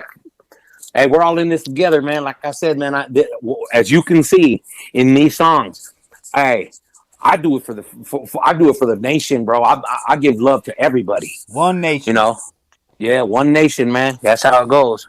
All right, cool. Well, brother, I gotta get going, man. I hate to do this to you, man, because Hey, it's all good, call. bro. But hey, before I let you go, man, tell the Raider Nation how to find you on social media and how to get a hold of Knock Knock Raider Nation. All right, you guys. You guys can catch me on Facebook. I go under Lonnie Lucero. You can come on my page, friend me, check out the music, check out what we got going on right now. I have my own Raider group. It's called Raider Worldwide Nation. I'm on IG, Lucero L50. The music, you have to DM me for the music. I sell flash drives. I sell flash drives with videos on them. So not only do you get the music, you get the video. And a flash Like I drive. said, Damn. and a flash drive. We Shit. stepping the level up, man. That's badass. Hey, I'm 51 years old, bro. I'm gonna try to take us to the next level. That's badass. You know. Hey, But, real quick. Raider Homer, Hey, shout out to appreciate it. TNBC, right? Also in Gray, man. Oh right? shit, man! You know what? My bad. Yeah. Hey, shout out to TNBC, man. President also, all the homies. TNBC, Dallas Fort Worth chapter, Germany, Houston, Texas, everywhere, Kansas, Califas? wherever we're at, and Vegas, we're up and coming, man. We're moving slow because all this music stuff, man. But Vegas family, man. We're not a chapter, but we're from Vegas, man. But hey, I represent the big TNBC, the Nation Booster Club, not La Nacion. Raider Homer, thank you for having me on your show, man. No I problem. appreciate you. Hey, man, All appreciate love, brother. you. Much love, All right, bro. now. Much love. I'll keep in touch, man. For sure. Do that. All right, now. All right, you guys. Everybody, much love and respect. All right, then. Boom, man. Woo, Raider Nation, man. That was a badass song, huh? Knock, knock. Man, that had me fucking. I was trying to pick up the mask, start banging my head, man. Oh, my bad. Alright. That was Raider XL, man. So make sure y'all find him, on Facebook. Lonnie Luciano. And hit me up if you need help finding them. Any of my guests, man, hit me up. I'll get you there. What's up, Polo? In the chat line. We still got the General in here. Anna's still in here. Raider Jesta was here. Polo's here. Jason Dean Hunter's here. The Black Thanos. Man, he's still here. Man, Raider Nation. Alright, man. This has been a pretty good show back. First show back in a while. I'm enjoying it. So, I gotta take a break. Hell, I was headbanging, man. And we're gonna hear another song from Raider XL during the halftime show. So let's go ahead and get to the phone blitz.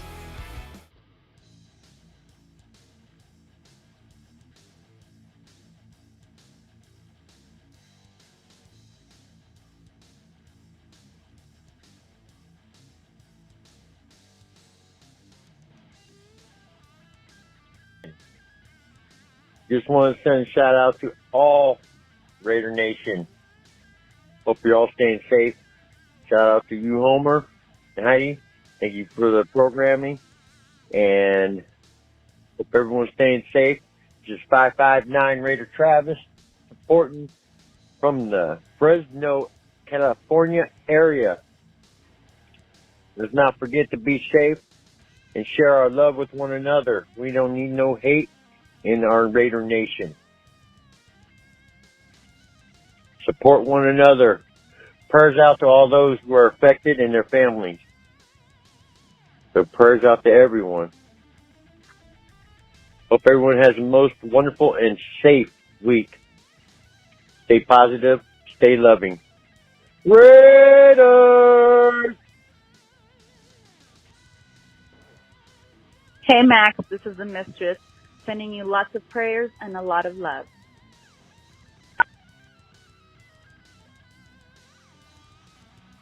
It is Paul Rodriguez with the Black Hole Santa Maria chapter with a special prayer and a spirit recovery for Max, our brother. Hopefully your surgery went well and your recovery's quick. We'll see you soon, my brother.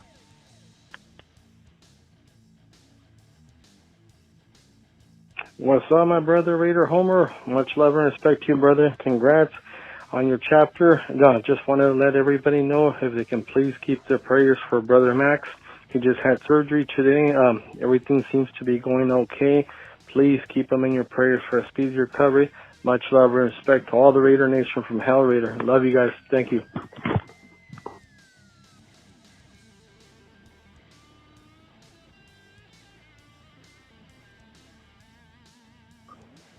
What's up, Raider Nation? It's the Raider Demon King calling in to say, hope everybody's staying safe. Everybody's having a great Monday. I'd like to send prayers out to my man, Mad Max, hoping for a speedy recovery. And can't wait to see us all in Vegas on that first Monday night. Raiders!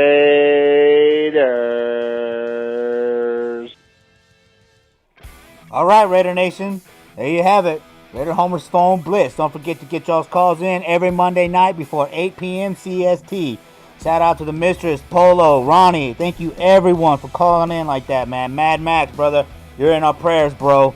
Man, I know that recovery is coming speedy, brother. I know it is, man. I know. Can't wait to see you back out there, man. This show is dedicated to Mad Max tonight, man. Mad Max, you're in our prayers, you're in our hearts, man. I love you, brother. All right. Now, it's time for the halftime show.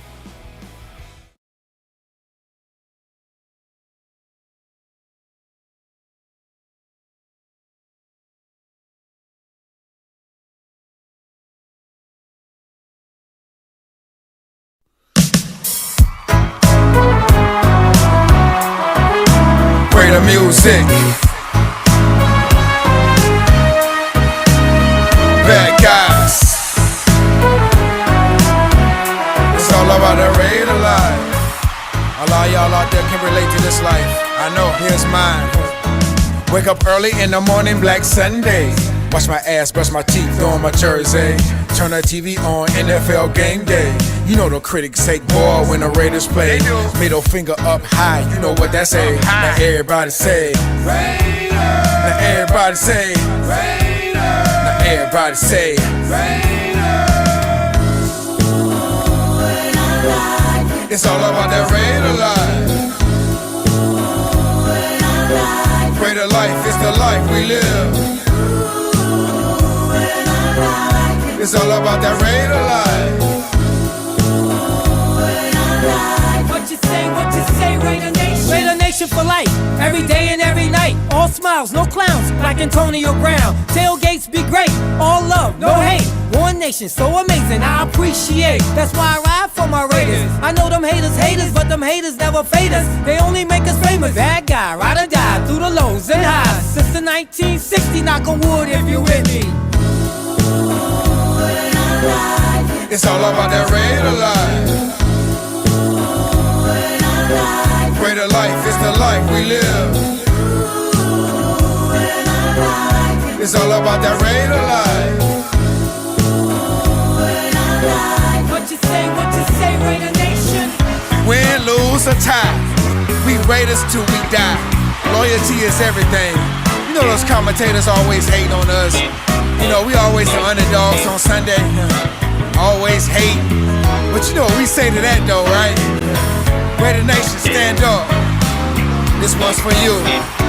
Yeah. Black Sunday again, I don't know how to act. From the Pacific to Atlantic, we blacking out the map. Raider T, get the iron, gotta lay it flat. No shows and some slides, cause I'm from the CAC. Flags flying, trucker rims, yeah, they all black. Raider Cup, all yak, yeah, that's all facts. Hit the grill, get the ribs, yeah, a couple slabs. I do the Raider dance, never learn how to dance. It's all about that Raider life. Raider life is the life we live. It's all about that Raider life. What you say, Raider Nation? I do the Raider dance. Never learn how to dance. I do the Raider dance. I never learned how to dance.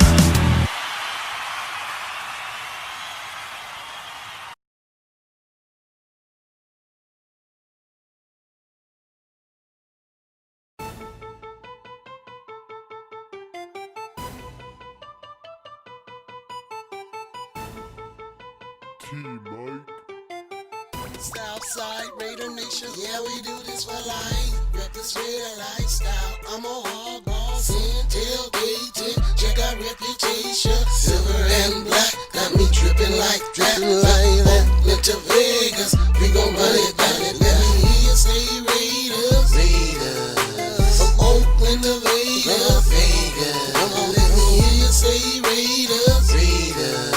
From Oakland to Vegas, we do this for life. Every day I rep this Raider lifestyle in my silver and black beanie on my black shield, on my silver hat. Raider Nation, no imitation, straight gained up and I'm still gonna glow. I stay saucy, whatever the cost. God first in my life, nothing can haunt me.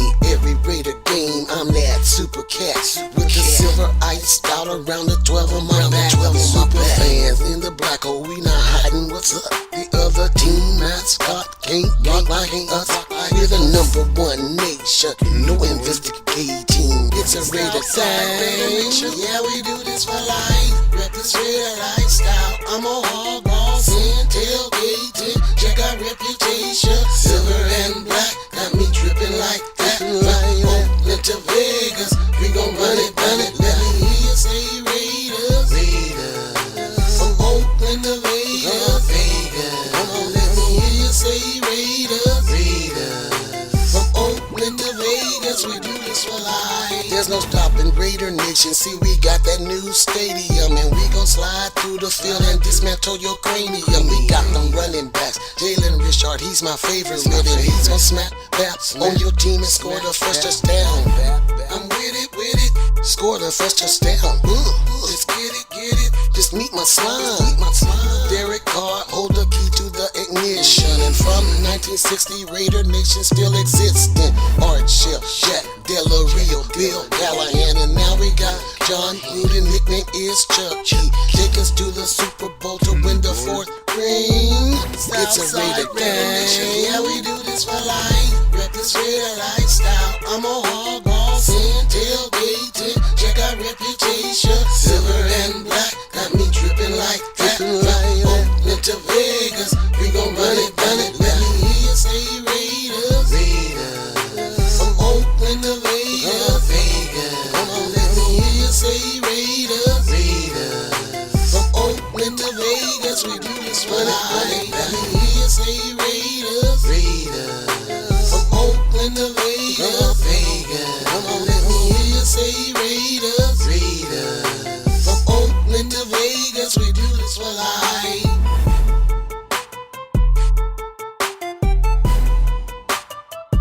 Southside Raider Nation. Southside Raider Nation.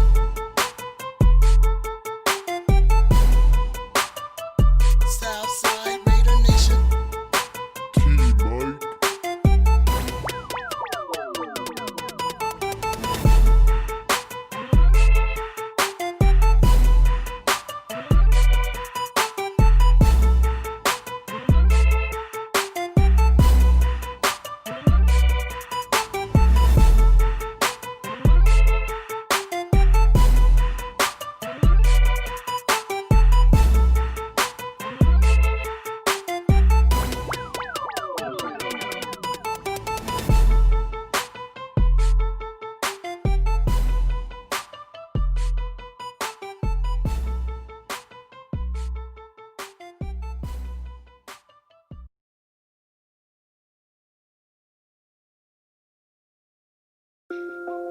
I'm a Raider, I'm a Raider. I'm a Raider, I'm a Raider. I'm a Raider, I'm a Raider. I'm a Raider, Vegas Raider. Raiders in the black house. Yeah, Raiders in the black house. Yeah, Vegas in the background. Black hole in the black house. Yo, Raiders, welcome to your new home. Let's get that D-line locked in the zone. Bring the trophy home. Let it be known, Vegas black house. Yeah, Vegas back on. Josh Jacobs about to run up another 1,200. Wall up the sidelines, getting all the money. Car's pretty cunning, better get to running. This is running Rebel City, gotta run for this money. Renfro, Wall Slot, where them TDs at though? Foster Moreau, where them TDs at though? O-line, big boy, Bull Rush, Richie Incognito, Incognito beast mode. Yeah, Raiders getting ready for the feast though. We all know Abrams ready for the feast though. Down a year about to show out. Go out, INT, yo, Al Davis said it best, just win, baby, win. Win, baby, win. Win, baby, win. Al said, just win, baby, win. Win, baby, win. City of Sin, yo, Trayvon Mullen breaking out this season. Mad Max in the black house, straight out beastin'. All the rookies in the draft, show out this season. Welcome to the black house, y'all start believing. I'm a Raider, I'm a Raider.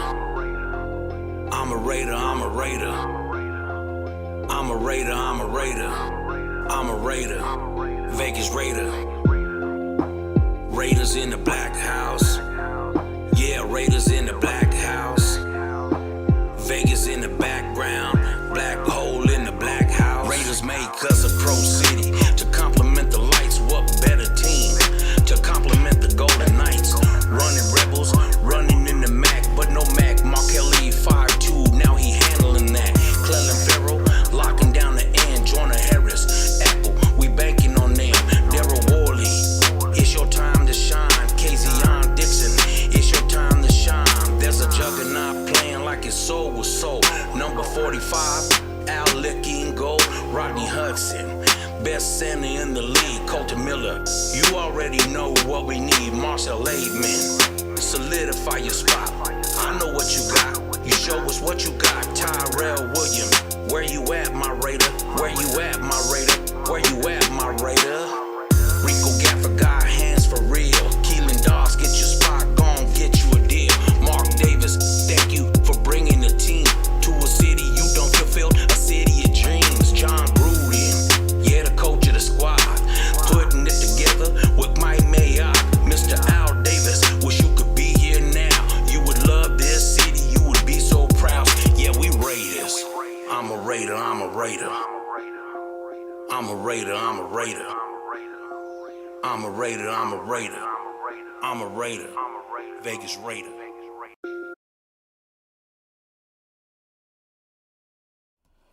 All right, Raider Nation, there you have it. Raider Homer's halftime show. We heard from Cali Cat, Team Bad, and Raider XL. Man, hey, once again, y'all, thanks for letting me play y'all's music here on YouTube, man. I love hearing Raider music, and people are responding to it as well, man. Y'all make sure y'all hit them up on social media to get some copies of your own. All right, let's take a look. We still got Anna sending prayers to Max. The Only Nation podcast sending prayers to Max. Polo sending prayers to Max. The Black Thanos is here too, man. All right, Lonnie Cash is back. Daniel Zavala, the General's here. Jason Demon King Hunter, thanks for the call, brother. Appreciate it. Raider Jester, man. What's up, bro? We're about to have Jester Raider on, man. So it's good to have the Raider Nation here, man. Hey, I love it. I love having super fans here. Like I said, man, we are dedicated to this team, and it's an honor to give a platform to the fans out there that have given so much to the Raiders organization. It's an honor, man. It's an honor. All right, with that being said, let's get to Just a Raider.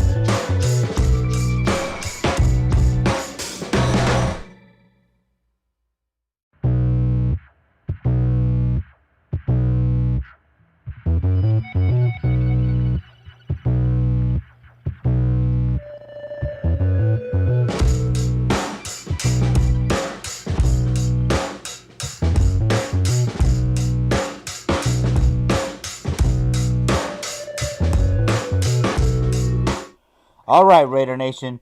Here he is, Just a Raider. How you doing, brother? I'm mega blessed and highly favored today, bruh. Amen to that, man. And, you know, I know that you've been through some trying times here recently, man, and I would love to get into that. In fact, we are going to get into that. But let's find out, you know, how you became a Raider fan, and why you decided to become a super fan. Now I know a lot of people, they don't necessarily like that term, but it exists. And before we get Yeah. started, I want to make sure that the Raider Nation sees that they know that you are from Oakland. You're in the Oakland area. You helped make the Oakland tailgates legendary, so you will be receiving one of these Oaktown Legend patches. So I appreciate All it. right. Just a little correction on that. I live in Merced, California, which is the central by Fresno. But I did grow up in Oakland, my elementary school years. And, you know, being from the town, that's what you represented. You was like Warriors, Oakland, and the A's. But I was actually a Dodgers fan since I was like a toddler because my grandpa was a Brooklyn Dodgers fan. So I go Dodgers and A's on that. You know what I'm saying? Well, I'm a Ranger fan, so, well, it's okay. Okay. And then Raiders, man, just been in my veins. My Uncle James took me to my first Raider game, I think like in 1977. I was about 6. And I was yelling Raiders, you know. My family, though, they all Saints fans because they all from New Orleans. So, and my brother lives in near New Orleans, and my sister, she's from there, but she lives in Dallas now. And then my dad, he still stays in New Orleans. So, you know, my family, they die hard. Mom's side, they all pretty much die hard Saints fans. But we have some Raider fans, and Raider fans everywhere, bruh. Oh yeah, That's what I about with the nation, man. It's like you see Raider fans everywhere. Like when I go to dialysis, I see a couple of dudes, and we get at night like, "What's up, Raiders?" Yeah. Excuse my voice, y'all. This COVID-19 is still affecting me, so just to let y'all know that. Yeah. Oh man, don't worry about it, brother. We're glad you're here, man. The first time that I met you was at the Raider Nation Explosion, and you said that you are a part of Mob Boss's chapter, right? Oh yeah, KOS 209 Merced, baby. Yeah, man. Mob Boss is a good friend of the channel, man. He's been backing me up for a long time, man. I was saddened that we couldn't make it to the Raider Nation Explosion 2 because of COVID, but it is what it is, Yeah. you know. Obviously, it's something serious and to be taken seriously. Yes. And my boss, shout out to my boss, man. That's my homie who cuts no baloney. And then my president, Pedro Hernandez. What's up, bruh? Yeah. Oh yeah, hey, and shout out to Albert Luna and his wife, right? They're facing COVID right now. Shout out to Albert, man. The high chief, the executive president. Yeah. Yes. And prayers for them, man, and prayers for everybody going through the corona right now. Prayers for Maria Gutierrez, man. She's on a ventilator, and they saying there ain't nothing else they could do for her. Please, y'all, keep her uplifted in prayer, because when the doctors tell you you can't, turn to God, because God gonna tell you you can. So I don't mean to get all religious on your show. Hey, no, that's but okay, brother. God's welcome here, man. Okay. Yeah. And I know we were talking about, getting into how you became, Jesta Raider first, but let's go with the COVID, dude. I mean, you're sending out prayers to people that are facing that. You know what it's like to overcome it. Take us through your battle with COVID. Okay. Well, I didn't know I had it, and until we was having a little Father's Day get together here at my house, and I couldn't even barbecue, but that's not me. I couldn't even get on the grill, and I just was feeling like my body was all aching and hurting. Couldn't breathe right. I told my wife, "Hey, take me to the hospital, babe." And they stuck the Q-tip thing up my nose and came back and said, "You got COVID-19." And I was in the hospital for like 10 days, man. Praise God it was only 10, because I've had friends that just got out the hospital right now, and it's been almost 2 months that they've been in the hospital. Because I believe we all caught it from a function I'm not gonna mention no names, but yeah, church. 17 people in the church got it, including my pastor, and everybody's pretty much recovered. I got one friend still in rehab, learning how to walk and eat and talk again. Man, prayers out. Shout out to Manny. Love you, brother. But now the churches is closed like everything else, and I think that was a smart thing to do, is close things. You guys are talking about football, and if there are going to be people being able to go in the stands and stuff, I don't think so, bruh.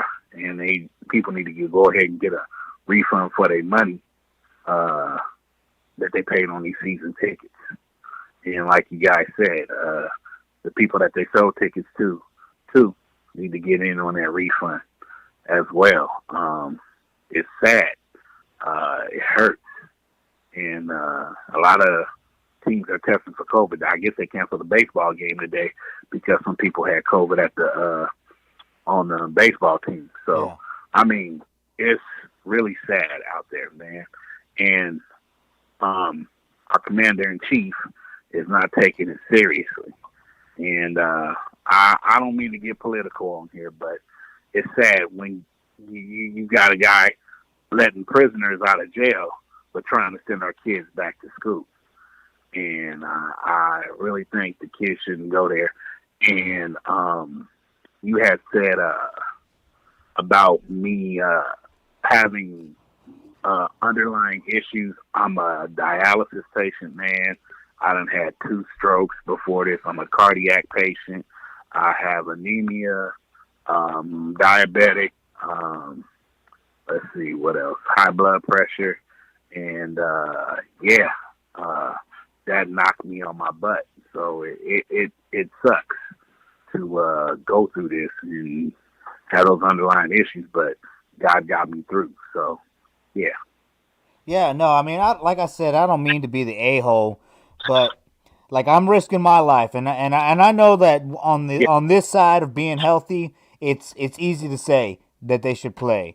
But from your side, man, and I've been questioning whether I should even have said any of that, but I know from your side, it's like maybe they shouldn't play because this is some serious shit going on, you know? So, I mean, it's just like, it's catch-22, you know? It's a double-edged sword. We don't, I mean, we have to kind of just put everything on pause, but like I said, it's who all gets to go on pause and who doesn't have to go on pause and things like that. It's just tricky. And to me, it's like, yeah, you know, to get political, man, I don't mind talking politics. Black Thanos is coming on here. We're going to talk politics, you know. But to me, it's more about the rich versus the poor because, you know, the poor people, you know, we're really not going to have the money to fight this, you know. But the rich are going to have that money. And so if they get to say, I don't want to play football, should not be able to say, hey, look, I don't want to go into these houses where I'm touching doorknobs and switches, changing out all this and that.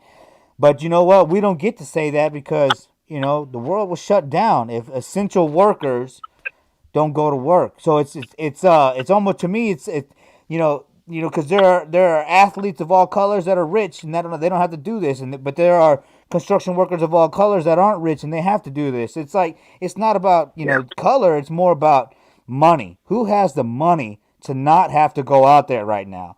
And that's the scary thing because a lot of people don't have money. A lot more people don't have money, you know. I see that these rich people are getting tested like every day, especially like the NBA players and major league players and baseball players and baseball players and NFL players. But check this out. We got people over here struggling just to get one test. And we have to wait for one test and wait in line for hours for one test. And, you know, sit in hot cars for hours for one test. And I'm like, make these tests readily available. Hats off to Rite Aid, man. They just started testing. CVS is testing. Hats off to these little drugstores, man, because they're in the hoods and they're in places where people can get tested. And don't have to sit in line in hot cars and stuff like that, man. Yeah. So, yeah, they said it's free. If you don't have medical, it's free. Y'all go look at this, man. Go check it out. Make you an appointment. Get tested, because you could walk around like I was walking around with no symptoms, and then it just hits you all of a sudden. Real talk. There's people walking around right now that don't even know they have it because they're asymptomatic, which shows no symptoms, but they're a carrier. Yeah. Yeah, man. I mean, that's what I mean. You could be shaking your brother's hand, thinking everything's okay because both of y'all feel okay, and then he gives it to you, or you give it to him, and then he takes it home, and everything's just, it goes down the drain, man. I mean, and like you're saying, you wanted to talk about the vaccination, so yeah, I mean, hit on that, Yeah. Bruh, you said about the giving it to people. I felt highly bad because I gave it to my mother-in-law, man. And my mother-in-law, she told me, I'd rather get it from you than a stranger. And that just made me cry because I was already feeling bad. And she made my day, though. She said, I love you, son. And I said, I love you too, Mom. And, you can give it to people without even knowing. So that's why I keep my hands to myself. I don't shake nobody's hand. I don't give nobody no hug. I'm socially distancing. I got my mask on. Hashtag mask up, people. Hashtag mask up. Keep your mask on wherever you go. It's not to keep you from getting it, but it's to keep it from spreading around. And make sure your kids got on masks. Make sure you got on masks. Make sure you guys is Lysoling things and cleaning things, washing your hands, sanitizing your hands, doing things. If you touch a surface in the store like a handle to the freezer or whatever, oh, that's nice, man. That Oaktown Legends. Yeah, if you touch something like a freezer handle or something, make sure you got hand sanitizer in your pocket, a little baby one or something, or keep some towelettes or something with you, because we need to put an end to this virus, man. This thing is killing 60 million people worldwide. Ooh. That's crazy. That's more than any war we ever had. And the United States is right up there with almost 4.5 million right now. Crazy. Come on, man. Every day the numbers growing, and you want to send our kids to school. I'm sorry to cut you off, bro. No. You want to send our kids to school. Do you know kids will be like, "Oh, you got an Iron Man mask. Oh, you got a Spider-Man mask. Let's trade." Bam, Corona. Oh, you want a sip of my Capri Sun? You want a bite of my sandwich? After that, a person done took a bite, and then they hug. Kids, they don't know no boundaries, man. So you want to send our kids back to school like that? Come on, bruh. Ain't no way to keep them separated like that. No way. No, I know. I mean, and this is where the contradiction. This is where I have to do a little bit of self-reflecting, right? Like, I'm asking these players to go out there and play, right? But I mean, I don't want to send my daughter to school, So I know I'm being a hypocrite, But at the same time, it's like I'm looking for some kind of escape, But I'm coming around. I'm coming around because this is serious. If I don't want to send my kids to school, I understand that they don't want to go play football, but I mean, if that's the case, bro, like, damn. I mean, it's we're screwed until there's a vaccine that we can all take. And then the weird thing, you want to talk about politics, but there's also conspiracy when it comes to politics. Like, mandatory vaccination is coming, dude. And what are in these vaccinations? There are people that take vaccinations and have an automatic reaction to them. It's not necessarily safe. Where it's just like you're just gambling that you don't get this virus, but you might get something else, man. I mean, it's scary, dude.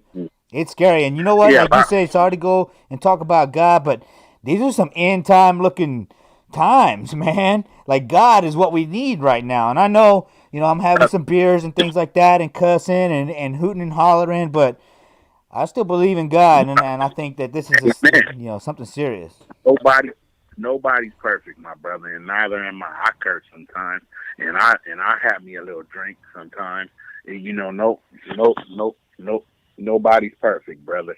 And speaking of mandatory stuff, this is written in Revelations. All the things that's going on, all these natural disasters, all this man versus man, all this father versus child and things like that. The little boy that just died, man, over in Madeira. Man, it's all this is written in the Bible, bruh. That we are Persecution living in of the Christians, we all just that. we just don't know the time that he's coming. And man, we need him to come ASAP because we're about to go into civil war probably. Oh, I believe it, dude. I believe. But you talk about the commander in chief. You know, we want to talk politics, dude. I think that both sides are playing this shit the way that they need to play it in order to keep to divide the poor people and take advantage of this and change society the way it is, man. It's that's how I look at it. Now, getting back to this COVID, brother, I don't mean to flip flop on No, it's you, okay. Go but ahead. This is this your interview. COVID in your system until they come up with a vaccination, it hides out in your body too, and then comes back. People don't understand this, and I got it. I'm good. No, you're not, because you can catch it again, and it's hard. It's very hard, y'all. And I just want you guys to know that just keep getting tested. I'm gonna try to get tested every 2 weeks, bro. Real talk. About every 2 or 3 weeks, as much as I can, because you don't never know when something's going to hit you again. And it done changed my breathing. I'm tired. My walking, my equilibrium's off. Everything, bro. Real talk. I lost like 40 pounds, but that's not the way you want to lose weight. No, not at all. No. You fighting for your life. You can't eat. You have no appetite. Everything tastes bad to you. You can't breathe. You diarrhea, stomach problems, everything, man. And some people get sepsis and it starts turning their blood black and all their organs start shutting down. Damn. You guys need to understand that this COVID gives you can catch different things. Pneumonia, you can get like I said, sepsis, you can get just organs shutting down, liver shutting down, heart, you get the blood clots in your blood, and then they got me on blood thinners right now. And you can get cardiac arrest, everything. Man, it's not no joke. And if you are obese or overweight, it's even worse for you. I better stop eating hamburgers, man. Man, and everybody's putting on weight because they've been at home. Yeah, I know. You know? Hey, look, check it out. Polo, I don't mean to cut you off, bro, but Polo Rodriguez has a question. Have you taken the antibody test yet? The antibody test, I believe so. And that's when I came back with the second test of being positive, man. Well, no, the antibodies are for, because we're all waiting on the herd immunity. So, like, they're hoping that, since you have overcome it to a certain extent, that your body's building up the antibodies to help other people. They'll draw your blood and whatnot, and then they'll synthesize it, and then they'll spread that around. But I haven't overcome it yet. Oh, okay. I'm still testing. Yes. So I'm not what's the word, contagious, but I'm still testing. I need 2 negative tests because I got to go see the bladder specialist because I've been pissing blood. Oh man. Oh yeah, and then I got to go see another specialist and a couple other specialists, and they won't see me until I have 2 negative tests. So, with that being said, that's why I'm testing so much, because I'm waiting to see what happens. But yeah, the contagion is gone, but the COVID, like I said, is still in your body until it goes away. Damn. And it's not going to magically go away. You need to take your medicines, like they say, and do what you need to do, and keep yourself away from people, man. Gatherings. I seen something that really hurt my heart last week. I seen somebody have a baby shower. Nobody had no mask on. Nobody, and they were hugging the pregnant girl, and I'm just like, wow. It, if the parties can wait, y'all, seriously, and yeah, that's why they're shutting events down and things like that. I hate that the Raider Nation Explosion 2 got shut down because I was waiting to see y'all. Yeah. Like I said, that's where we first met. So I mean, I was definitely looking forward to getting back out there and getting more footage and meeting people, but it's too risky. It's too risky, man. Yeah. Now, the Just a Raider thing, man, and getting to that, me and Darth Raider been friends since junior high school. That's cool. So, I had him on the channel. I seen him dressing up, and I was like, man, I need to come up with me a character. And my first thing, I'm a big Walking Dead fan. I wanted to do a Raider zombie, bruh. Real talk. That'd have been cool. That's what I wanted. Yeah, I wanted to do a Raider zombie, but I couldn't find no zombie outfit that was at the Halloween store that was plus size. So I came across this Jesta Raider outfit, because when I first started doing Jesta Raider, I was like 380 pounds, bruh. And now I'm down to like 250. But yeah, praise God for the gastric bypass. But yeah, and so I said, I want to start dressing up. I want to get down with these guys. And so I met Senor Raider when I first started dressing up. I met Gorilla Rilla, Pirate, R.I.P. Pirate. We still miss you and love you, brother. Oaktown Pirate. Yeah, and, amen, yeah. Raider in peace. All yes, man. And they took Gorilla Rilla, actually the one who took me under his wing, man. And I appreciate you, Mark. Love you, brother. And it went from there. Everybody was just going crazy about it. And so I had a custom-made outfit because my boy Raider Jester has like the old one I used to wear, but I did a custom one to distinguish me from other people dressing up as a Raider Jester or a Jester Raider or whatever. Because everybody's like, oh, that guy's dressed like you. Oh, that's not you. That's not. So I want to tell you guys this. Stop hating. Me and Raider Jester are good friends. We pray together. That's my brother from another mother. I love him, man. And I have major respect for his character. He has major respect for my character. We're two different. We're actually the same kind of character, but we're two different characters if you look at it. Oh, yeah. So show love and show him some love, please, because if I retire, he's going to be the guy to take my place. So, I love him, and he's a great guy. So, everybody kept saying, oh, they're copying you, I think copying somebody is a sincere form of flattery, but folks, you got to do your research when you do a character and make sure there's nobody else like that out there.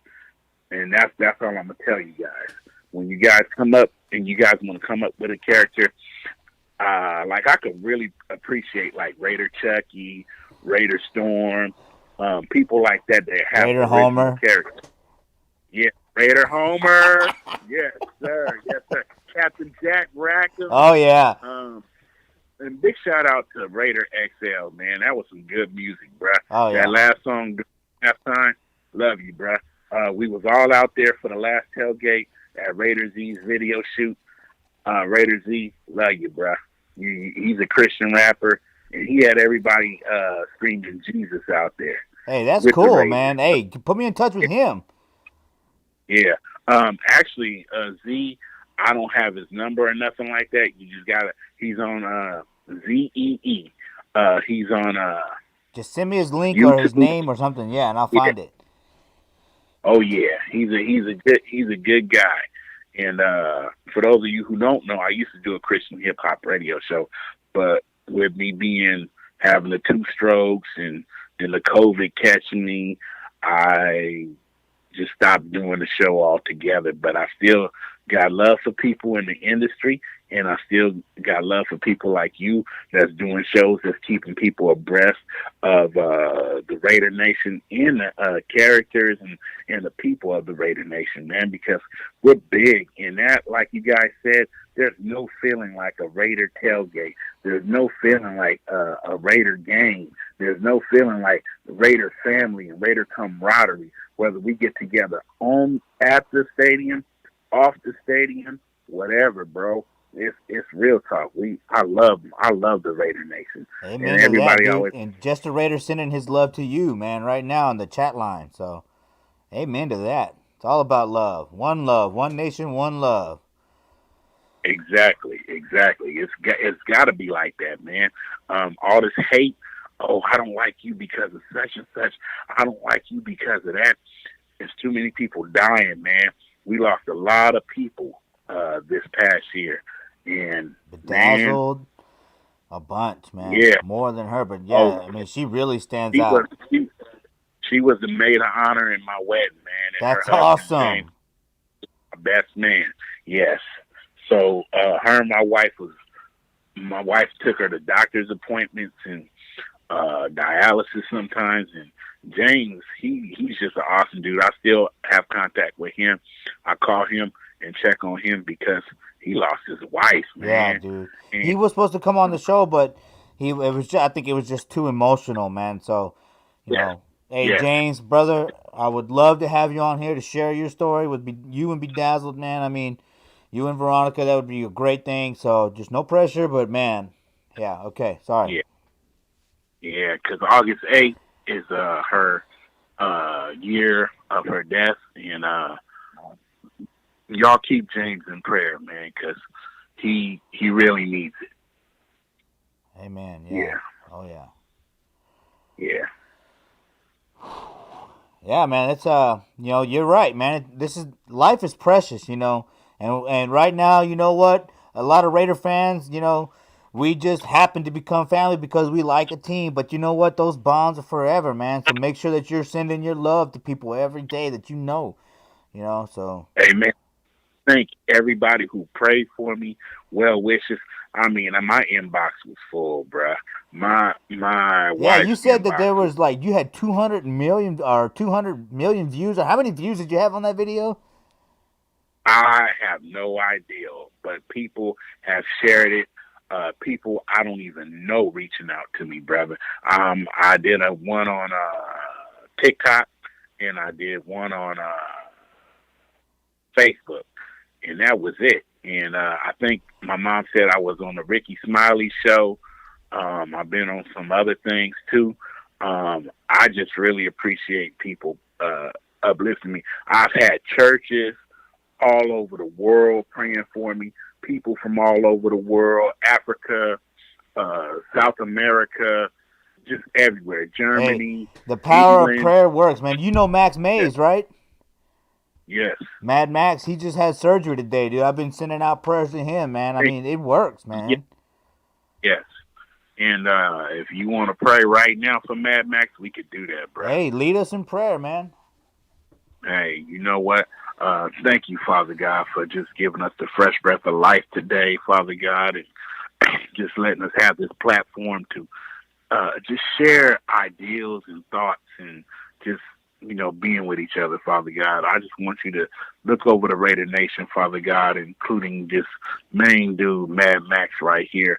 Jehovah Rophi, you are the doctor. We call upon you for healing and speedy recovery, Father God. Send your healing angels down, Father God, to cover him. I already know he's covered by the blood of Jesus, Father God. And thank you once again, Father God. In Jesus' name we pray. Amen. Amen. Amen, dude. Mad Max, dude, he found me way early on into this channel, man, and he believed in me, man, and I'm loyalty crew, man, and my heart goes out to you, Max. I'm praying for you, bro. I love you, man. Just get well soon, man. Much love and respect, Mad Max. Appreciate you, bro. Just, you know, I just want to say I appreciate you for bringing me on here and reaching out to me, and everybody who's reached out to me. I may not have gotten back to you, but I just don't have the energy right now. But believe me, I've seen posts, I've seen all the inboxes. I love you guys and thank you very much, very, very much for the prayers and just looking out for me. I really appreciate you guys. Man, thank you. Thank you so much for coming on here and sharing your story, man, and leading us in prayer. You know, dude, like I said, man, God's always welcome on my channel. I ain't got no problem with God, man, and I'm glad that you came on here and shared that with us, dude, because that was powerful, man. Yeah, thank you. Thank you. I appreciate you, man. No problem. And I, you know, during the season, dude, I'd love to have you back on, no matter when. You know, anytime you want to come on and say something, hey, let me know, man. Just let me know. Oh yeah, from the Bay to LA to Las Vegas, man. Cause I'm a Raider, an Oakland Raider. Yeah, buddy. Hey, And before I shoot, let you to go the though, York. before I let you go, tell the Raider Nation how to find you on social media. Okay, social media. Jesta Raider, Jesta space Raider on Facebook. Like my page, follow me on there. Jesta Raider, Jestar8R on Instagram. Follow me on there. And if you want to holler at me, my email is jestaraider@gmail.com. Hit me up anytime. If I'm available, I will get back to you. Also, my personal page is Travis Stephen Foster, but I'm at the max on friends there. Been deleting a lot of people though that's just sitting around. I look at our friends timeline, and if we ain't conversating, you just a lurker. Bye, Felicia. Bye, Felipe. Kick rocks and flip flops. All right. Yeah, I mean, seriously. I mean, you got too many people. I need room for more Raider family. You know, real talk. If you just sitting there and we not interacting, I gotta let you go.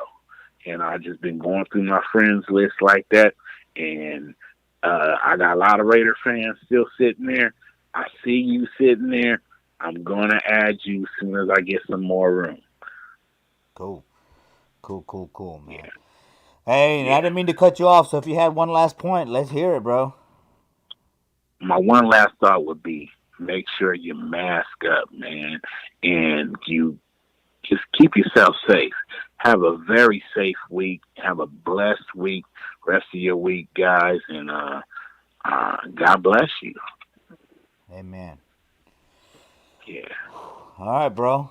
You know, oh man, Thor. Everybody's in here saying what's up and amen, bro. Thank you, man. Thank you so much for being such a good person and representing the Raider Nation with pride and poise and a commitment to excellence, man. I appreciate it. I'm a regular person, man. I'm not perfect. I'm just a regular person trying to share some knowledge with the rest of y'all.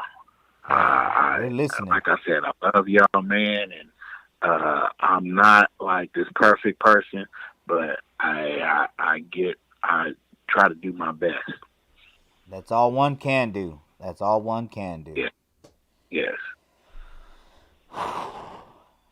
I mean. All right, brother. Hey, thank you very much, brother. You know, thank you for not deleting me, because I mean we haven't really talked much, but this is powerful, man. Hey. This is special. Yes, and I don't talk to some people I don't talk to at all, but I know we have that friendship or that kinship.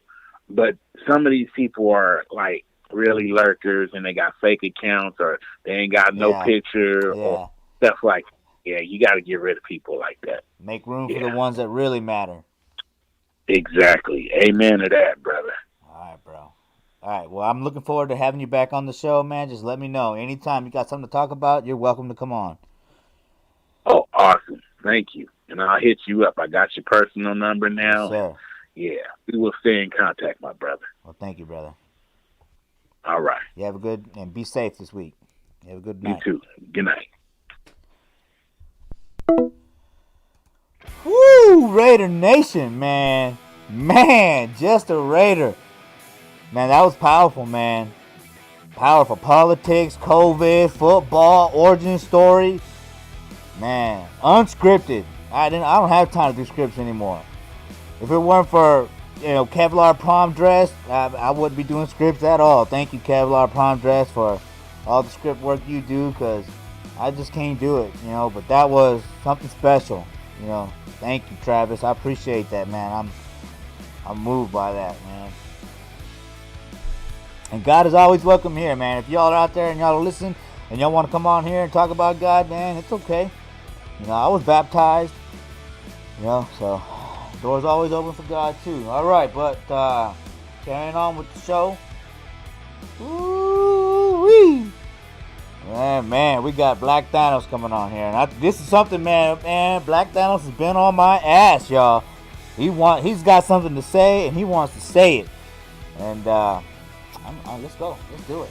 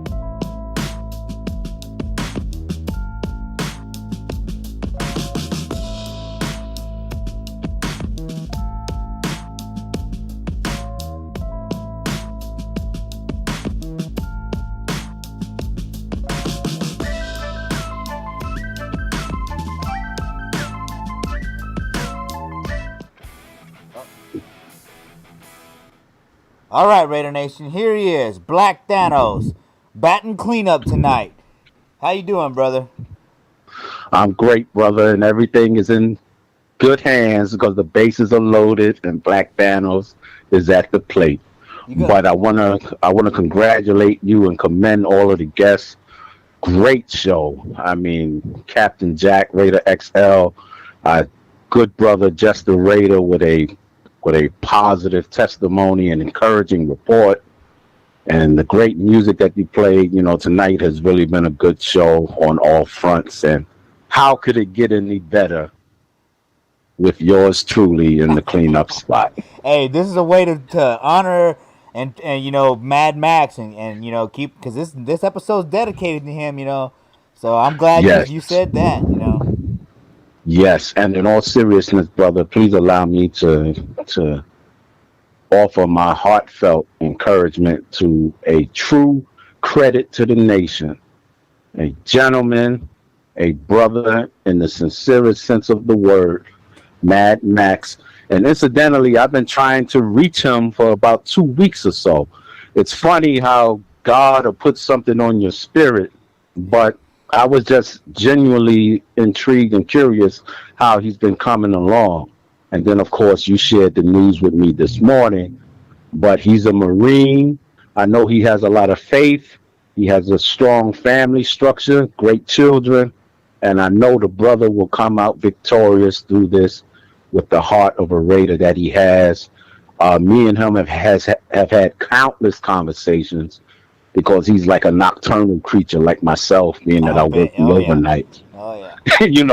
So me and him will be on the phone for 4 or 5 hours easy, and we'll touch on every aspect of life, our experiences, what's going on with the nation.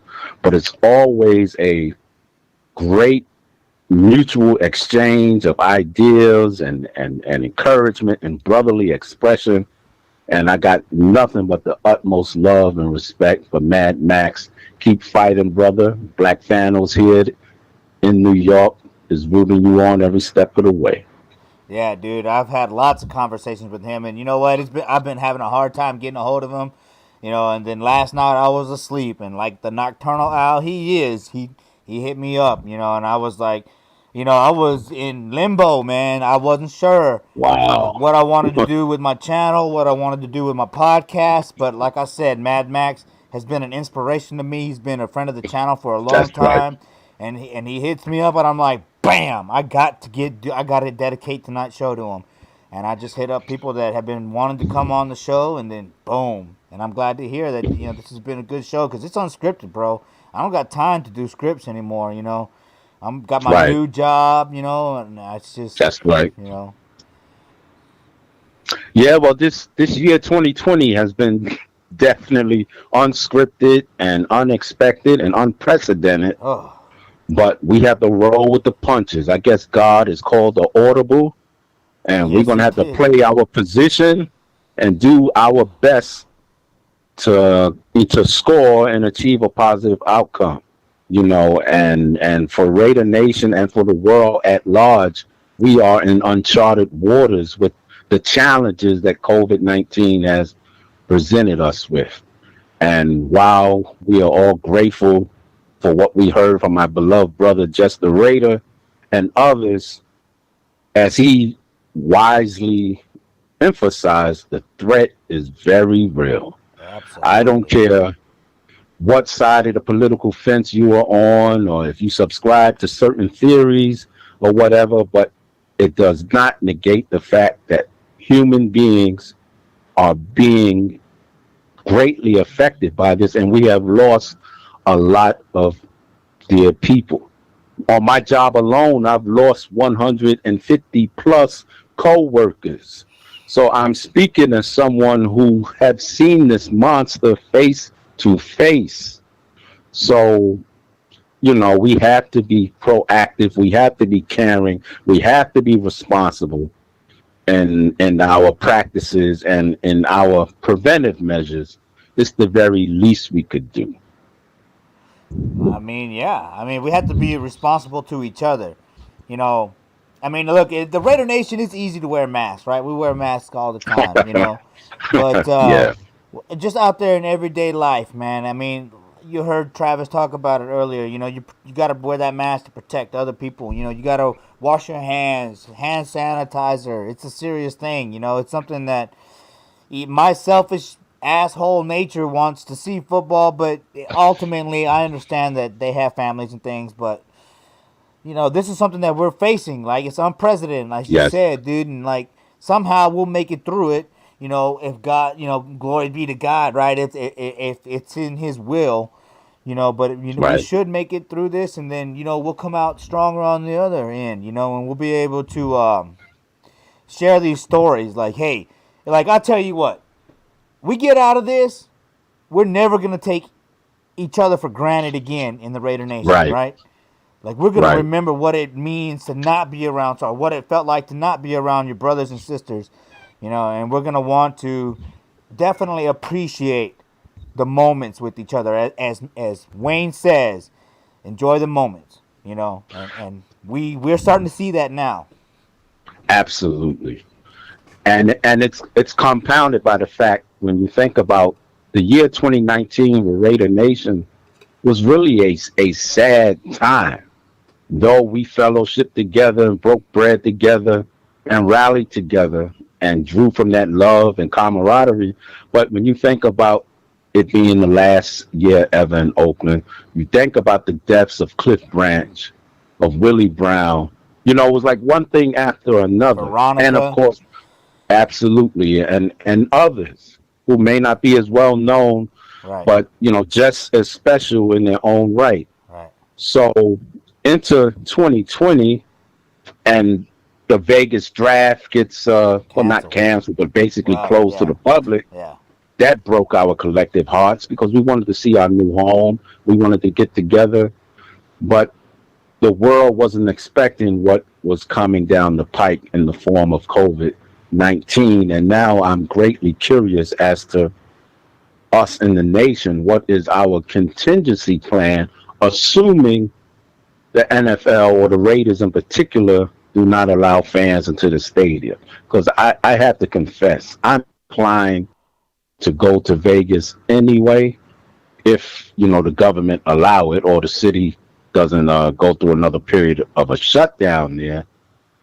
But everyone doesn't think like I do, but I know there are others who are inclined to do the same because I live for this. I can't go cold turkey from Raider Nation or anything Raider affiliated after 40 plus years. This is in my DNA.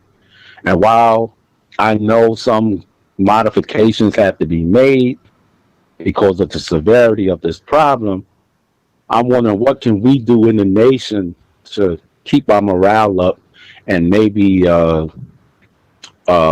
join ranks in a responsible and safe way, without being isolated from one another and sinking into our respective depressions and anxiety. And it's going to be a tough challenge, bro, because typically at this time of year I would have the tickets to at least 3 or 4 games already.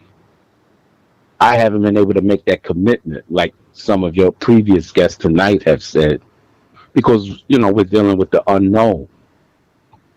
But if I had to guess, I think the safe money would be that there will be a season at least for a portion of the year. God forbid if a bunch of players come down with it. But I think initially they will start the season, but the fans won't be allowed in. And I would begrudgingly accept that because at least I could see the team still perform. And I echo your point made earlier about NFL players who make more than the average Joe Blow. In fact, the average salary in the NFL is like $2.7 million. Okay, Uncle Sam's going to take about half of that. And that's not really a true number because the NFL is a top-heavy league, whereas you have a lot of people on the roster who might not make much more than a city worker. And the superstars and their bonuses, eat up a lot of that sum total that will bring you to the $2.7 million average. But football players incur a risk on any given Sunday. There was a player, I believe in 1971 for the Eagles, or the Detroit Lions rather, Chuck Hewley, who died on the field, who was a wide receiver. I remember when Darryl Stingley got paralyzed in that preseason game against the Raiders 1979. As a youngster, I didn't really fully comprehend the gravity of the injury, but I saw that on television. I remember him being carted off. I remember Dennis Byrd of the New York Jets being carted off the field. Anything can happen on that field. But again, when the average salary is $2.7 million and someone like myself or you or other essential workers don't even make 10% of that, I don't think it's unreasonable to expect contracted football players to do their job if there have been significant measures taken to increase their safety. You say remove the fans because they may increase the risk of transmission. Cool. You say we're going to eliminate preseason, which I definitely believe will affect the quality of play. Absolutely. But oh yeah, no, there's no doubt about it. I think at the bare minimum there should at least been one game. But what can me and you do? We just two regular, fans. No blows. Look, here's what I'm saying. It's like, okay. So I have been a yearly subscriber to the NFL League Pass because that's the only way I can really see the Raider games live, preseason games, right? But I had to cancel that, right? Because I'm not gonna pay $100, this month to not see any preseason games. All right, now I canceled my DirecTV. I don't want to watch DirecTV and NFL Network shoving in my face these old games. All right, I don't want to pay for the Sunday ticket, knowing, right? Because we're talking about you didn't buy tickets to the game because you don't even know if there's going to be a game. So I don't want to buy the Sunday ticket. Now, this is where I'm at, right?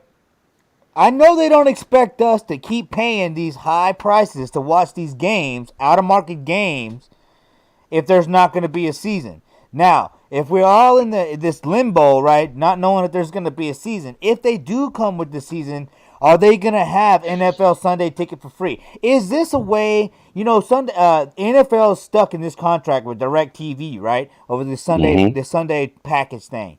Is this a way for the NFL to get out of that package? Can the NFL say, hey, look, we can't sit here and charge people $200 to watch games because we didn't even know we were going to have a game. We don't even know. Because, look, right, it's spiking right now. But if it settles down and everything, they continue to have or they want to have a season, it can spike.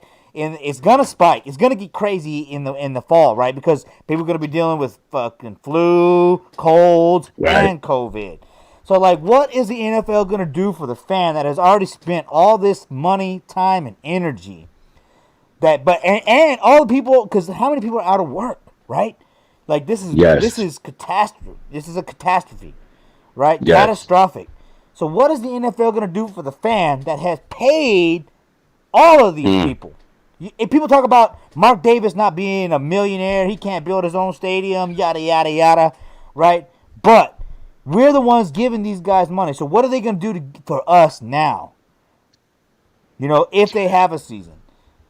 What are they going to do, like I was saying earlier? The PSL people, right, they make their money back on a fucking Monday night game. The Raiders versus the Saints is where all the PSL people made their money back. What about the secondary market, right? What about those people that spent 2 to 3 times as much on those tickets, man? Who's looking out for those people? What's the NFL going to do? It's okay, I get it, all right? If I'm being an asshole and being inconsiderate and being a hypocrite and asking these players to play, fine, I'm sorry. But at the same time, what the fuck is the NFL going to do for the average, everyday fucking fan that's been paying millions of dollars, all of us combined, to keep the NFL afloat? They don't have a platform. They can't get back to their communities. They can't make any fucking political statements. None of that shit without the fans paying that money. So what are these players going to do for the fans, and what is the NFL going to do for the fans? That's my biggest question. That's very valid, brother, and I feel your passion on that. Nobody can negate those legitimate concerns. I do know that in the case of some secondary markets, like say TickPick, for example, I believe they have a guarantee policy that if the event is canceled for any reason, you will be refunded. So I guess whoever decides to sell tickets via that medium, they agree to that. But I can't speak for all of those outlets that you referenced to, but that's just one. Again, we are all kind of learning on the fly with this. And it's a tough situation because I feel for the people who have put out, big bucks for PSLs. Yeah, Polo's saying $20,000 for season tickets. $20,000. That's incredible.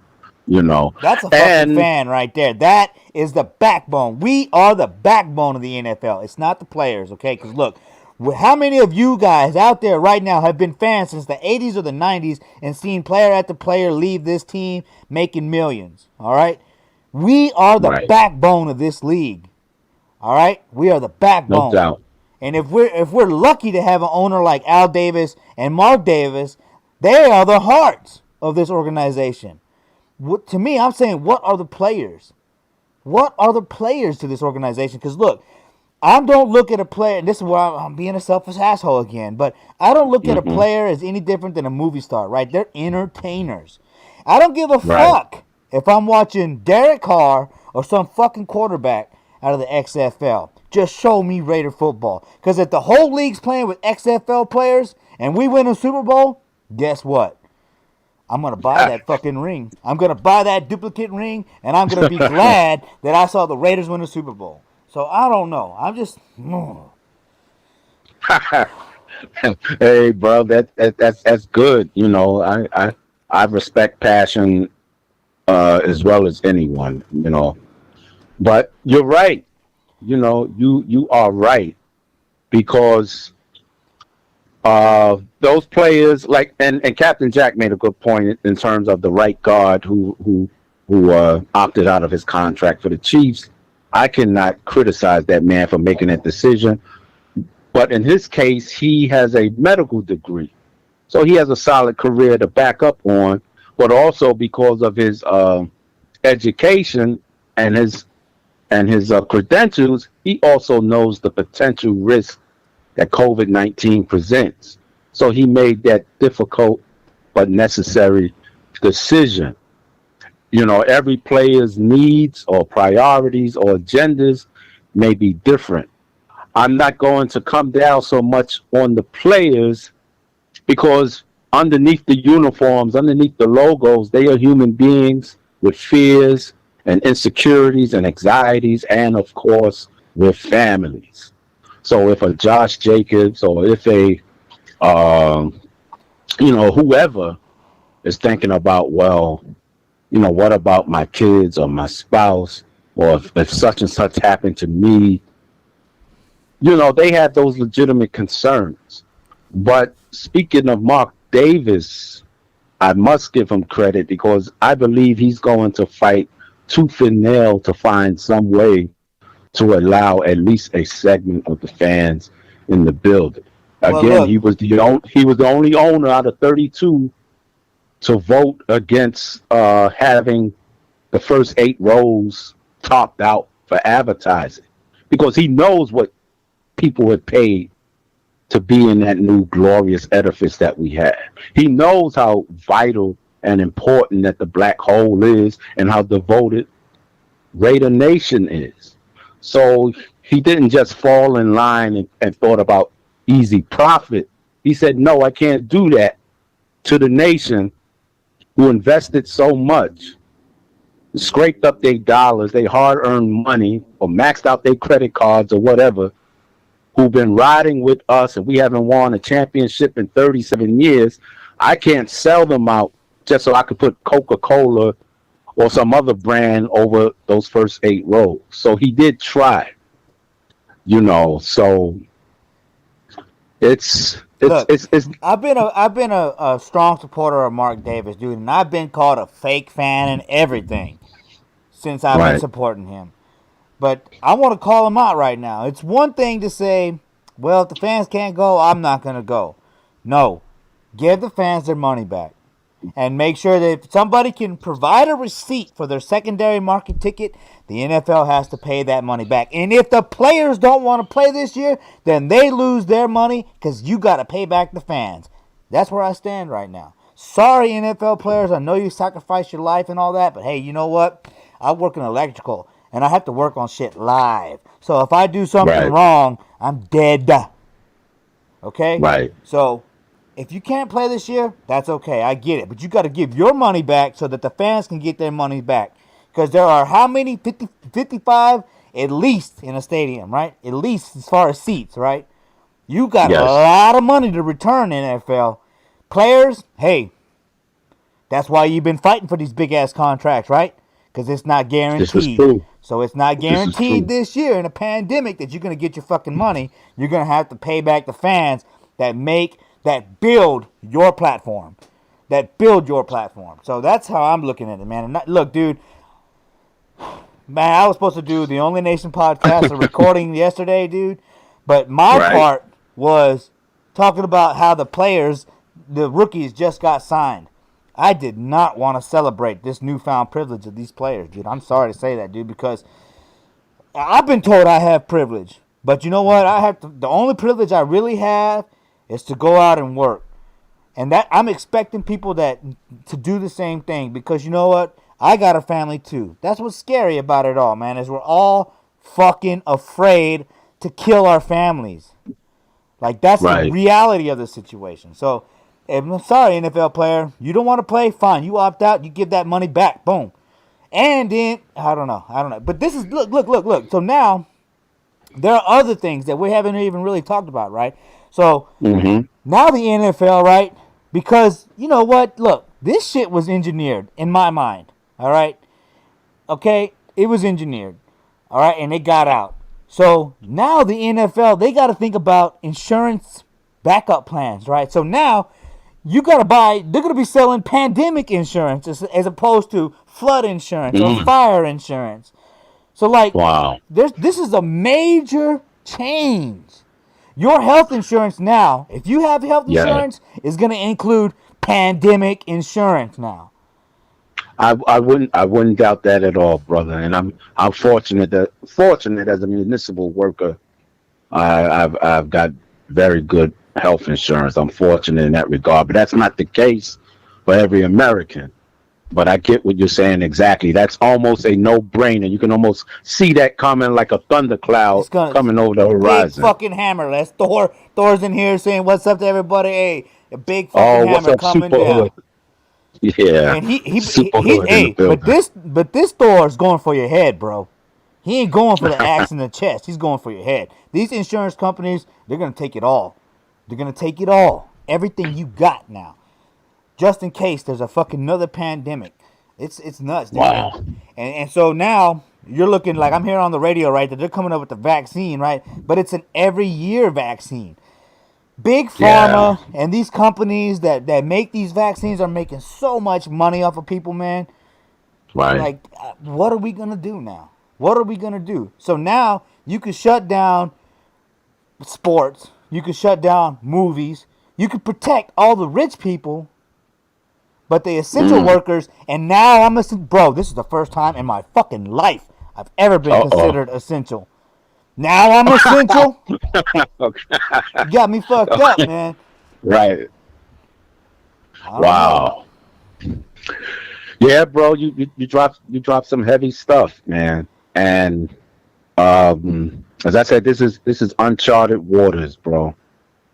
And the optimist part of me, and I guess as Raider fans, we have to know about optimism because we haven't won anything in 37 years. It's been forever. So, you know, we of all people cannot lose some optimism, but we have, as a society, been through these things before. I'm going to, be very candid about a personal issue, but, when my father succumbed to AIDS back in 89, that disease had a whole different connotation back then. Oh, yeah. You want to talk about the fear of God being put in people.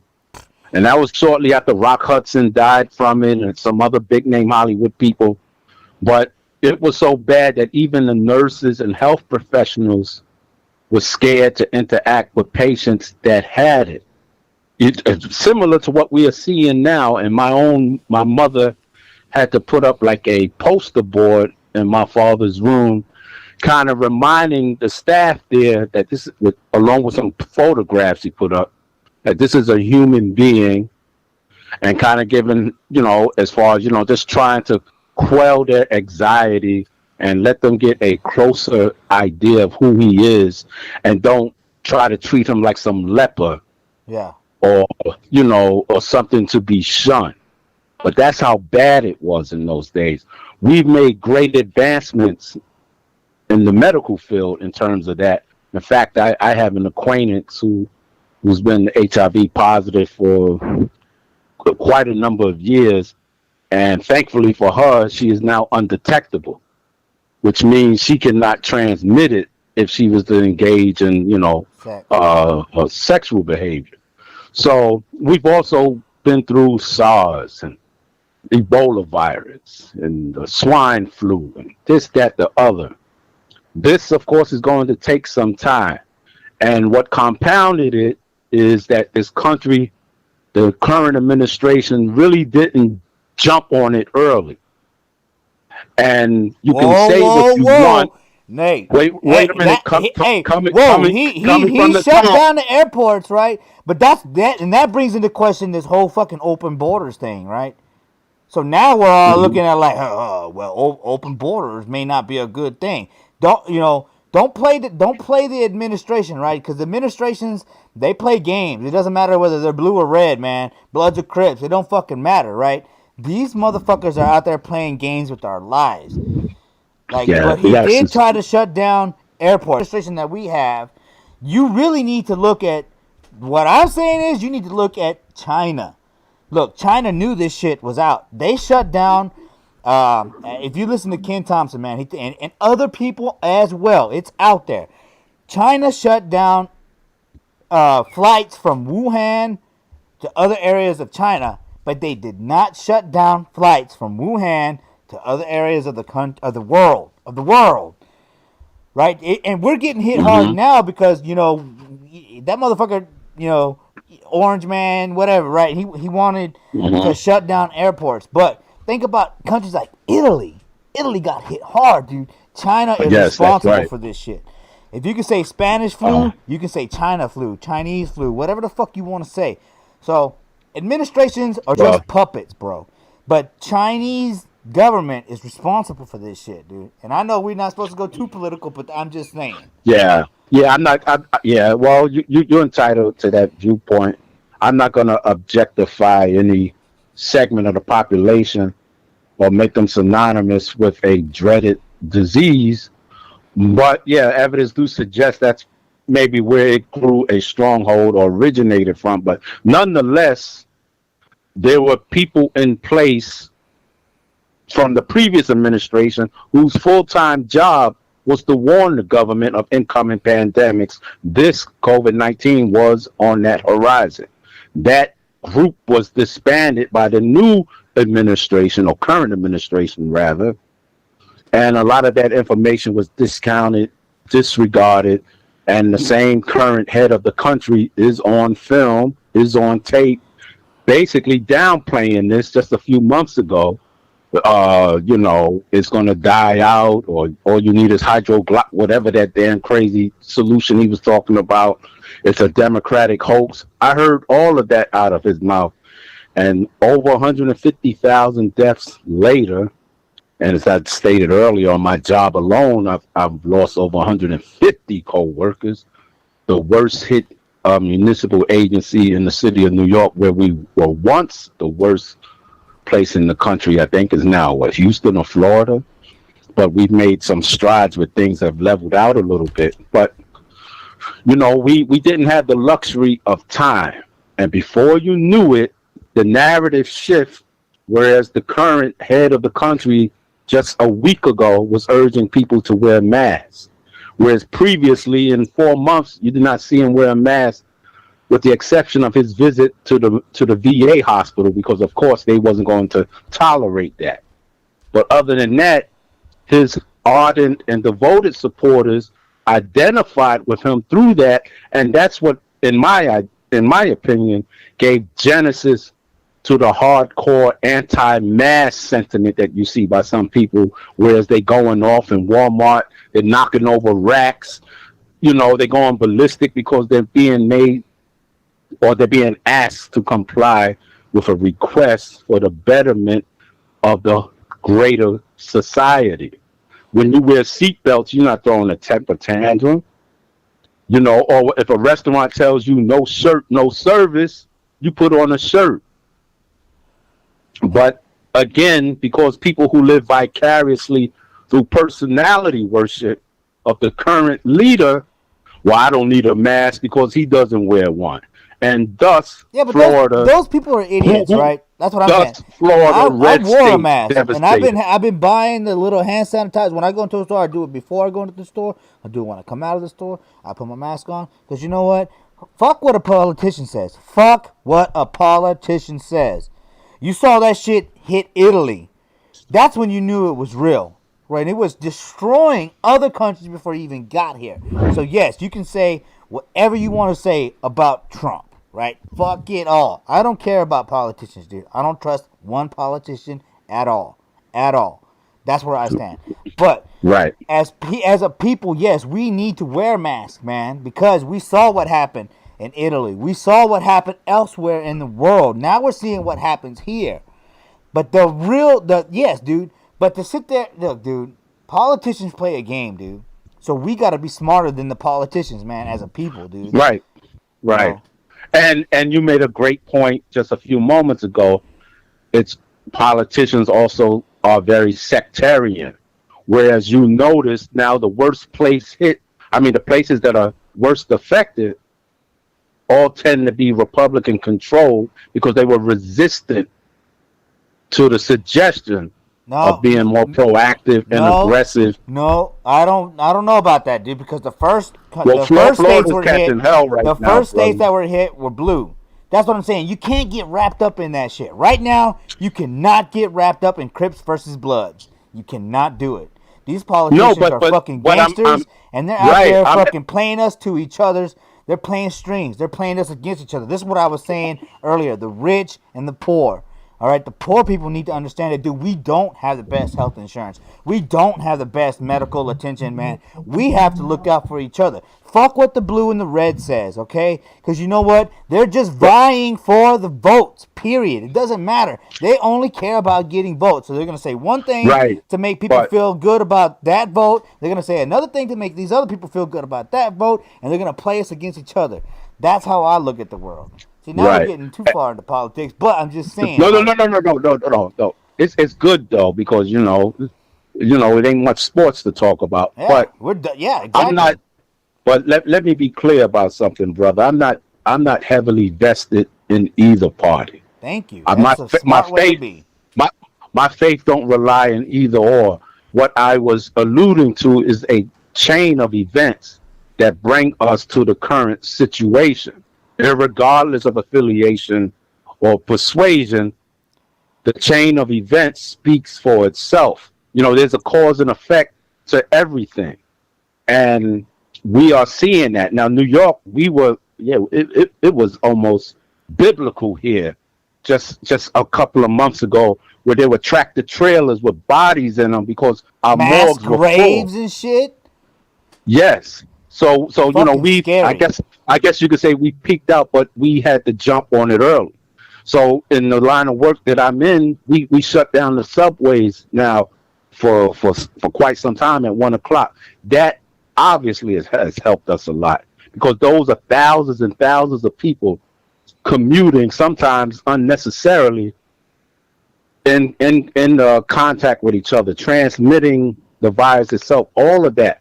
We had people basically working around the clock doing mass disinfectation of over 500 stations here, and for the largest mass transit system in the world.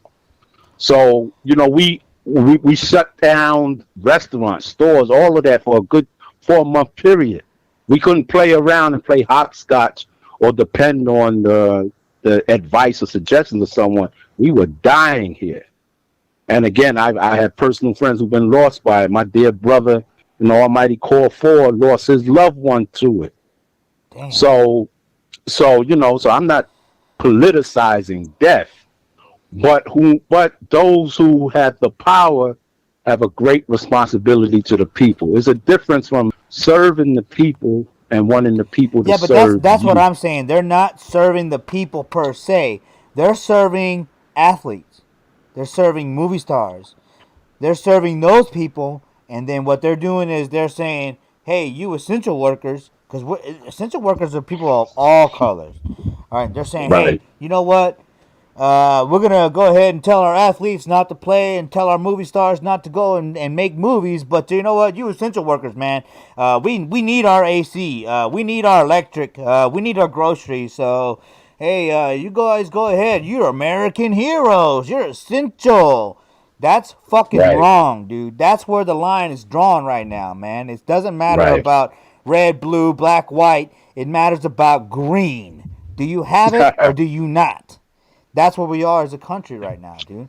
And, Yeah, and, and we cannot that be will always be divided the over ultimate small fight. these trivial things about the flag and all that. We cannot be divided about that right now. Because if you're fucking pledging to a flag right now, I mean, I don't know. And if you're taking a knee against the flag, I don't know. Because you know what? Those are things that they're using to make us upset at each other. And I'm talking about people below the poverty line. All right? And look, the middle class worker is almost wiped out.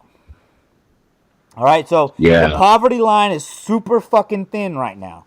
I mean, it's like poor, middle class, and then movie stars and football, players and shit. Because the league minimum is what, 250K. Politicians, Right. athletes, movie stars, all those are above that thin line, that 250K Yeah. mark, that six-figure mark, man. That's where the problem lies, dude. I don't know, man. Yeah. I mean, you know how sweet it is to be in Congress with lifetime health insurance and what they average, maybe 400,000 or more as far as their salary. So yeah, green will always be the ultimate power. There's no debate about that, and it's usually the biggest consideration in all decisions made that affect the populace. Oh yeah. And you touched on a great point about the invisible middle class, because if you look at what's considered low income housing in Oakland or right here in New York, of course, it would blow your mind. Now basically low income housing or whatever, you need a 6-digit income to even be considered for that. It's crazy. So, but what we cannot lose though is our sense of self, our duty to one another. Exactly. To Unity, be man. We have to unify right now. You have to understand that if you're making less than six figures, you are on the same side as somebody else and everybody else that is making less than six figures. That's the right, only line right now. It does not right. matter about anything That's true. else. People that don't That's make that true. kind of money have to stay together. We have Because to stay together. We cannot let there's any agenda divide us. well, there's always going to be varying opinions, and that's what makes up a nation, or That's right. beliefs and faith traditions and political stances. But I do agree with you. Whereas, there's only maybe about 1,600 billionaires. That's with a B, billionaires in the country. If you're not in that club, you basically a working slave like the rest of us. So Yep. you can talk all that great capitalist talk and all that stuff like that, but you basically paying taxes on stuff you don't own, or that the bank can take at any time, or you got possessions that depreciate. So we all in a sense are like almost in the same boat, but that's why it becomes so easy for people to turn on each other instead of turn to each other. I Exactly. think I think it was President Johnson who made a great point about, pardon me if I'm wrong, if he could make the lowest white man feel more important than even the best black man, you can control the country. And as long as you can sow the seeds of discord, disunity, suspicion, resentment, insecurity, That's what they want to do. the fat boys at the top can eat forever. That's what they want to do. It's not even about white or black, dude. It's not, man, because you can look at history. through and through with the parties, and you know that African Americans started the Republican Party, and a lot of people say, you know, that there was a shift back in the day, and a lot of it's attributed to I forget this one guy's name when Martin Luther King went against him. If he was a Republican, and he went against him because he essentially, in his mind, he thought that this one bill would it wasn't good because then it would make people comfortable, and so Martin Luther King went against him, and that's when the shift happened. In my mind, I don't know, don't quote me, but the reality is, dude, each party represents themselves, and they represent an ideology, and they all make money. It's not like Democratic politicians make less than Republican politicians. They all make the same amount of money, so they're all fighting over votes. But the thing is they're trying to use our minds against us, right? Because remember, there's only 6 companies that own the mainstream media, right? And Disney's one of them. So, like, that's a monopoly, man. Like, people can utilize... Look, I've been editing videos and shit like that. You can edit something to make it sound one way or the other when really it was right down the middle. So... Right. Media is a huge thing, and it's like you should never adhere to one political group. You should never adhere to one. You should never vote. Just because. That's how I'm looking at it, man. Again, I don't vote, so I'm a hypocrite. I'm contradicting myself. I don't vote, but you know what? You know why I feel good that I don't vote? Because I was happy Obama became president. But if I would have voted for Obama, then I would have voted for him penalizing me for not being able to afford insurance. And I'm happy that I don't vote, because if I would have voted red with Trump, then I would have been a racist, right? Like, that's the way it works. It's like catch-22. It's like you can't, you know, that's why there's no third party. That's why there's no third party. They don't want another option to come in. They want 2 sides of one coin, right, and keep us divided. Well, that's much easier to regulate. Yeah. The 2 party. I mean, the last time I did vote, that was 2008, as an independent, which I'm still registered as, but that's me in totality as a man, in terms of how I operate, how I think. I'm independent, but I did that for the sake of history, because I said, okay, well, here's a guy who may have a legitimate chance, and I'm thinking of what my own mother came up through Virginia, which has a rich history in colonial times. The slave dungeons are still there in Virginia and Richmond that you can visit. Coming up through that, what would that mean for someone like her and people of her generation? So I didn't want to be that guy who didn't at least try to take part in history and give someone who seemed to be qualified a chance. Hey man, Obama and I was critical went to George of Bush, Bill Clinton, and now Obama, and now Donald Trump, dude. Obama was the smartest fucking president I've ever seen speak, but at the same time, the man took money from me when I needed it the most. Yeah. And I know that's shallow. I know it's shallow, but it hurt when I needed it. That's why I don't vote. Yeah. There's no perfect person that's gonna make all your dreams come true. Right. That's fantasy, bro. Your destiny will always be in your own hands. The best you can hope for. That's why I got my new job that offers health insurance, 401k, life insurance, all that. It's like that is what I have to do for my family, and it's unfortunate that that's where I got to go, because there's people that have more privilege than I do. But hey, you know what? If I wrap myself up in that, then I ain't going nowhere mentally as a person. Right. Hey, bro, that's your greatest obligation is to do for self, and of course, your family. Yeah. And do it the best that you can, as diligently as you can, because regardless of who holds that seat in Washington, D.C., you still have a responsibility. They're not going to, the president's not going to knock on your door anytime soon and say, hey, are you behind in bills this week? Here's $10,000. That's not going to happen.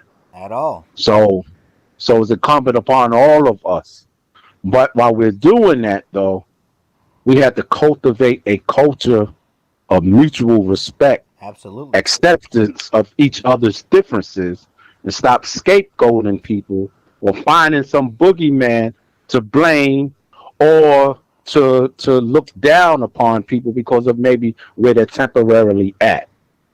And that's been too much of a persistent problem among us. And you touched on something briefly when you said about your voting choices. I will say this to be fair, because I'm a fair individual. You cannot say that everyone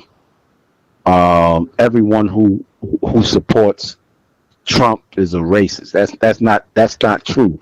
But I will say this: every racist I know support Trump. It's a weird distinction, but it's true. Everyone that supports him isn't racist. But I defy you to find one proud, avowed, unrepentant racist that don't support him. Because you can go in some of these chat rooms of some of these movements, or you see them in certain demonstrations and stuff like that. They make no apology for their view, and they make no apology who they support and stand behind. That's something they're going to have to deal with as far as their house cleaning is concerned, but they don't seem to be overly concerned with that. Absolutely not, because they want the votes. That's what I mean. That's what it comes down to. Like, look, bro, you know damn well on the other side, on the blue side, there are racists too. So, like, that's something that we face as people in the center. People that want, like, look, the Raider Nation is a great example. Black, white, Mexican, anything. German, Yes. worldwide, Raider Nation. And we all know that some vote red and some vote blue. But you know what? We overlook that because we know that we're standing right here together or speaking here together. You know what I mean? Right. So you can tell a racist, you can tell an extreme leftist, you can tell an extreme rightist, you can tell those people apart from the people that genuinely care. Like but you know, we are never fully gonna eliminate racism on either side, dude. It's just not gonna happen, man, because there's so much bad blood in the history, and people understand that if you don't acknowledge history, you're bound to repeat it, right? So people are always gonna be on the lookout for that shit. And it's the way it should be. You're always gonna look to the left or to the right and say, "You're going too far. You're going too far." And that's the way it should be, because that's how you find common ground. Like, we've been dropping viewers, right? But you know what? At the same time, here me and you are talking about this shit. And we still got people paying attention to what we're talking about. And that's what really matters, right? Because open conversation is what counts, man. It's not always about football, but a good common thread is football. Right. Silver and black essential Right. races. That's where we can come together and say, you know what? I don't give a fuck about this political party or this political party more than I care about being a part of the Raider Nation. And that's what makes Right. this sport so beautiful. And that's why I am so adamant about this season happening, because, look, man, cities are being torn down.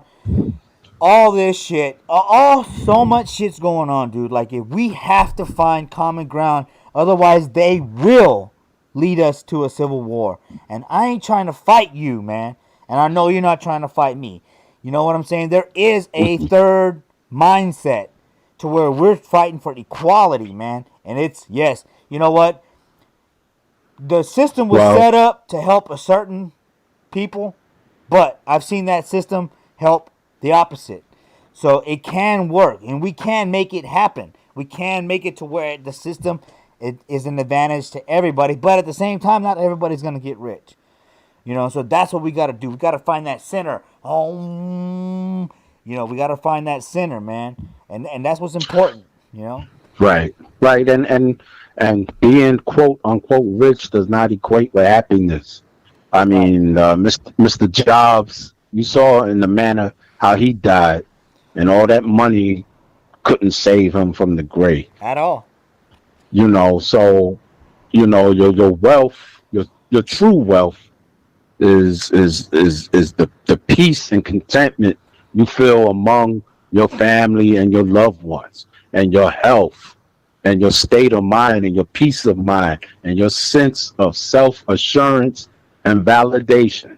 Money can't buy that. That's right. Because basically all that you make is really just for your stomach. because we need to eat. That's the one essential. We need to eat and drink water, but you can only sleep in one bed at one time. You can have a 30-bedroom mansion. You can only sleep in one bed. You have 80 cars. You can only drive one at one time. And when we bury you, all of that is left for someone else. So if you're here with a obsessed mindset to get rich, you already impoverished in your thinking, in your soul. See, a beautiful thing about Al Davis, the general, he understood that there was wealth in terms of where he went to seek talent. So when he went to the black colleges back in the days where no one else would go to those small schools, and he found men like Gene Upshaw or Cliff Branch, he knew that there was wealth out there. He wasn't prejudiced or blinded by what was conventional or what others were doing.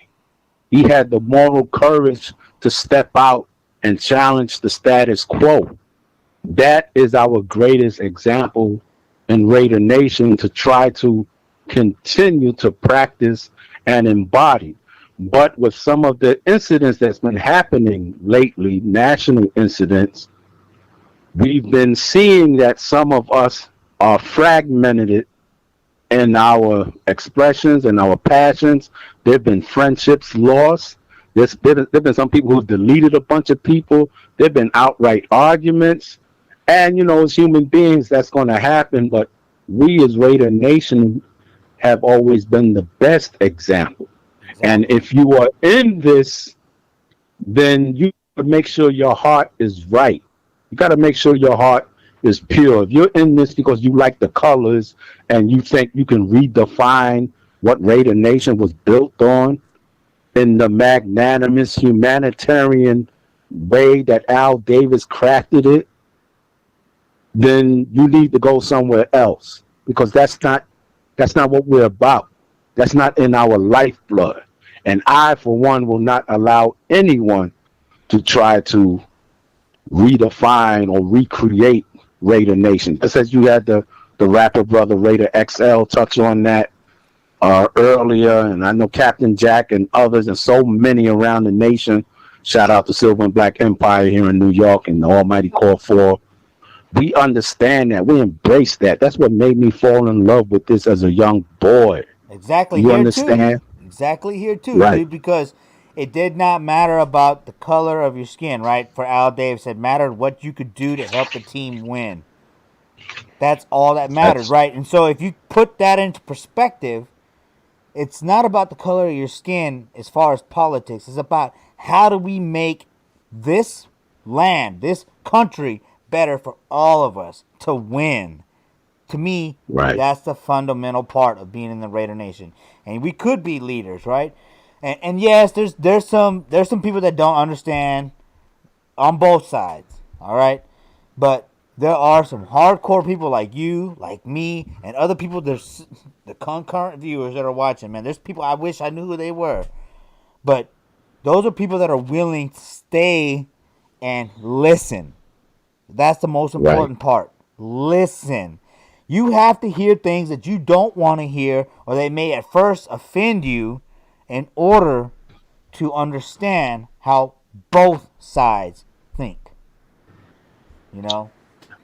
Absolutely. And it's really only one side. But true, but we're still divided politically, because that's just how the world works. But we are one coin. We are one coin.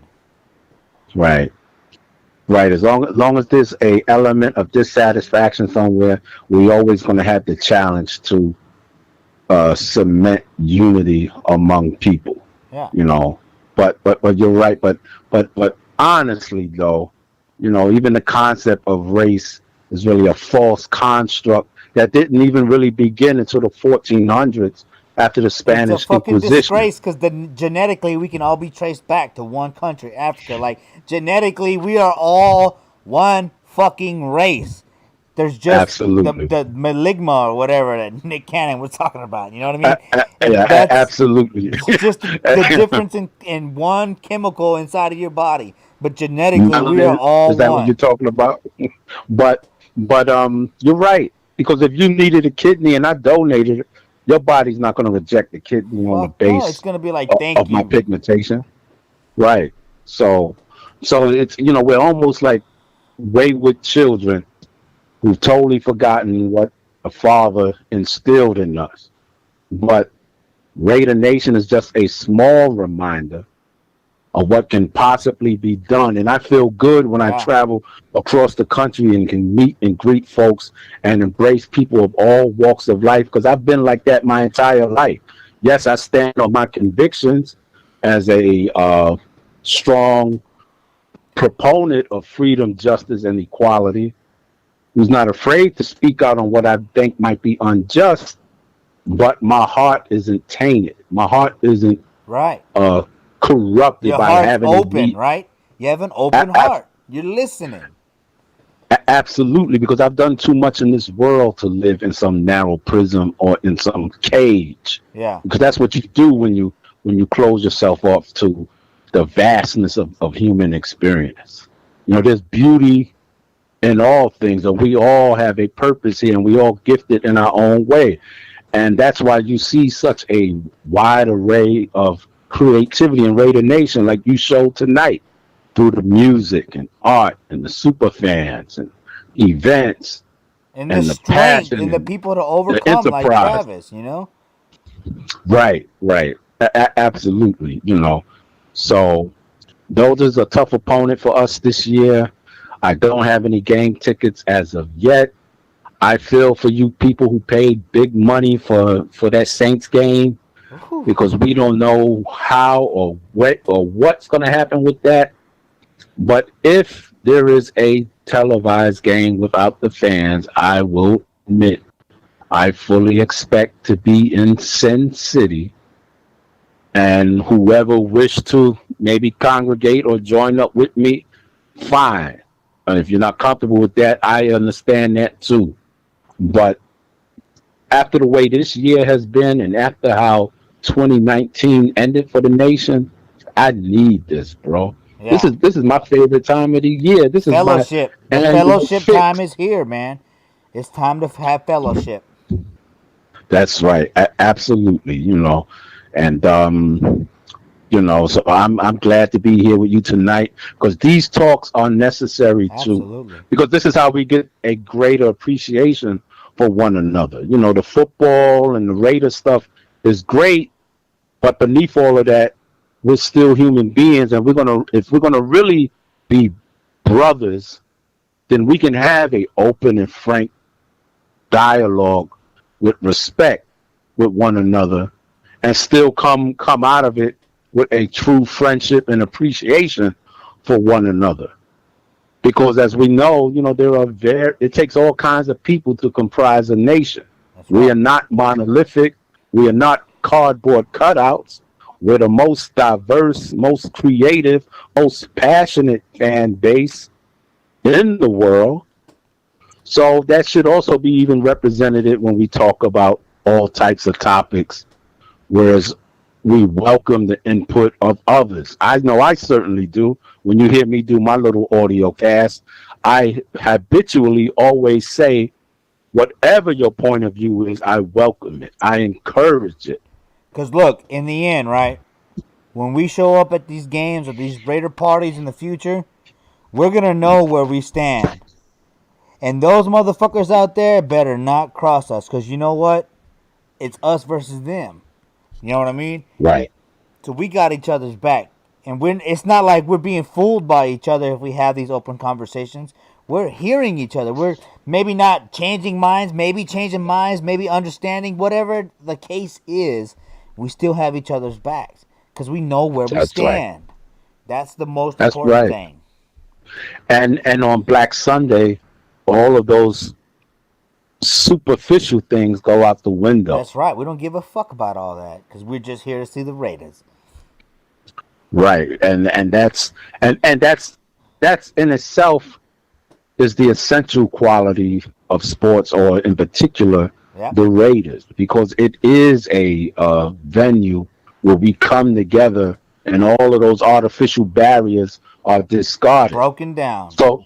So I think for the collective mental health of the nation and America at large, yes, I'm with you 100%. I want football. I don't want to sound selfish or nothing, but hell, I've worked every day throughout this pandemic, despite the death around me. And yes, I did go to LA for 4 days in April for my vacation, but I did that to decompress, just to be around sunshine and take my mind off of this hellhole that I was among. But yeah, I want football in the worst way, or specifically the Raiders in any version. Hell yeah. Because life is risk. Hell, a player can get COVID just being on the airplane or going to Walmart. Or banging his side chick. Right, sneaking in the hotel with the mistress, whatever. So the fact that we sign all of our rookies, that's a encouraging sign of normalcy. Because you still have to take care of the business aspect of the team. So we have those holes filled. The lack of preseason, I still maintain is going to hurt us and hurt a lot of other people. It may take a little while to kind of get into the groove schematically, the rhythm, strategy, new personnel. I mean, Derek Carr got like at least 3 new wide receivers now. They all got to be, acclimated, and they're all green and raw and rookies. So God forbid, let's assume a season goes underway, and whether there's fans or not, you've seen the first portion of the schedule. That's no cakewalk. Well, Carolina looks easy on paper, but that's on paper. But without that preparation, before you know it, we could be 1-4, and many of the fans will be saying, well, Mariota. Right. And I'm definitely not anti-Mariota because I think I want to see Mariota in short yardage situations. I want to see Mariota inside the 10 in the red zone. I want to see Mariota. I want Gruden to open up the fucking playbook and play the game the way that it is today. It involves RPOs. Derek Carr's not an RPO quarterback, but you have an RPO quarterback. And, if Derek Carr can play, can get us, between the 20s, move the ball between the 20s, and Mariota scoring touchdowns in the red zone, just win, baby. Just win. That is it, man. That's the bottom line. But yeah, he's a quality player, and I believe he can still start in this league. But with the absence of preseason, we don't really get a clear, honest assessment of who's who on the food chain. Typically in the preseason, you could have 2 quarterbacks battling for a job, and you would really know who's really ready at that point in time for the job that year. We're not going to really have that this year, so I basically think by default, of course, Derek Carr will get the nod. Oh yeah. But if things turn left, we can't wait long to pull the trigger. I'm just being very honest. After 7 years, hey, I'm all about just winning right now. That's all I care about. But hey, look, brother, we've been talking for an hour. Man, my other caller's going to be like, hey, man, what's up, man? I want that last slot. And I don't know, brother. I can't do this hour call in the 4th slot every night, every Monday night. So please, brother, you've been a great fan of the channel, a great supporter of the channel for a long time. So let the Raider Nation know how they can find you on social media, and you know that you're always welcome back. Thank you, brother. I think it was July of last year, or maybe 2018, when I made my debut on your show. But, most folks know me. Black Thanos, Sharif Salakan on Facebook. IG, which I'm still a novice at, is Black Thanos, the Savior, Black _ the Savior, Black Thanos, the Savior. Just a genuine person into the Raiders and into a whole lot of stuff. As you know me better than most, brother. I'm a diverse person. I'm into all types of things, all types of music. You name it. Conversations with you, dude. This is a real Right. conversation, man. Open conversations are important, dude. So yes, you're a Right, as well as valuable being the guest. deliverer of wins. So, as passionate as they come, 40 plus odd years in this, and something that I've been saying for a long time is that I do this 25 366 because I put in overtime with this. No disrespect to Raider XL. He's a beautiful artist, but you've heard me say that before the last time I was on your show, But and that's what it's about, man. We just gotta stick together, try to stay healthy, be smart. But I'm fiending for some Raider football, and I make no bones about it. A lot of Americans are working for a lot less, incurring the same risk. I know I have. So, with the right sensible preventive measures, let's get it on. Let's get it started. If it doesn't present a severe danger to the public at large, I want to see it. Absolutely. Get well again to my good brother Mad Max. I also want to say continued encouragement and support to my man Harold the Hammer Folsom. Shout out to Silver and Black Empire here in New York. If y'all ever here, when things return to normal, pay us a visit. That's the Raider Nation home here. My dear brothers in the Almighty Core 4.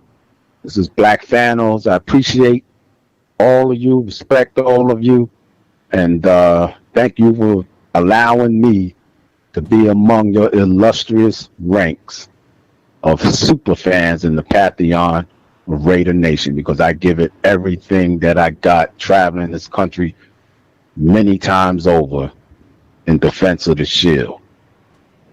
Hey, amen, dude. William Garcia's in here, man. My brother Black Thanos. Oh yeah, the Archbishop Willie G, of course, man. That's my brother. All right, bro. Hey, man, thanks for the great conversation, dude. I fucking love having conversations like this, man. If I ain't talking Raiders or comic books, this is the conversation I like to have, man. This is a valuable conversation, man. Thank you very much. That's what's up, brother, and I'm on the same page as you, man. There's nothing wrong being diverse and open-minded, and being able to touch on those necessary things. Yes, sir. Yes, sir. You have a good night. Be safe out there, all right? In the fucking bowels of the earth, all right? You know I will, brother. Thanks again. One love to the nation. One love. All right. Woo-wee, Raider Nation. That was some heavy shit right there, man. Hey, you know what, dude? That it's important for all of us to speak truth to each other, to be open-minded, to make sure that we're listening, all right? Because no matter what, we are one nation, and we have to stick together, all right? So, with that being said, man, you know how I like to end the show with a message from the Violator. What message do you have for the Raider Nation here and now and into the future? Pretty simple, brother. Raider Nation, I'm speaking to you as an ambassador. Always stay true, stay loyal, keep the beliefs, and keep the faith. We will return.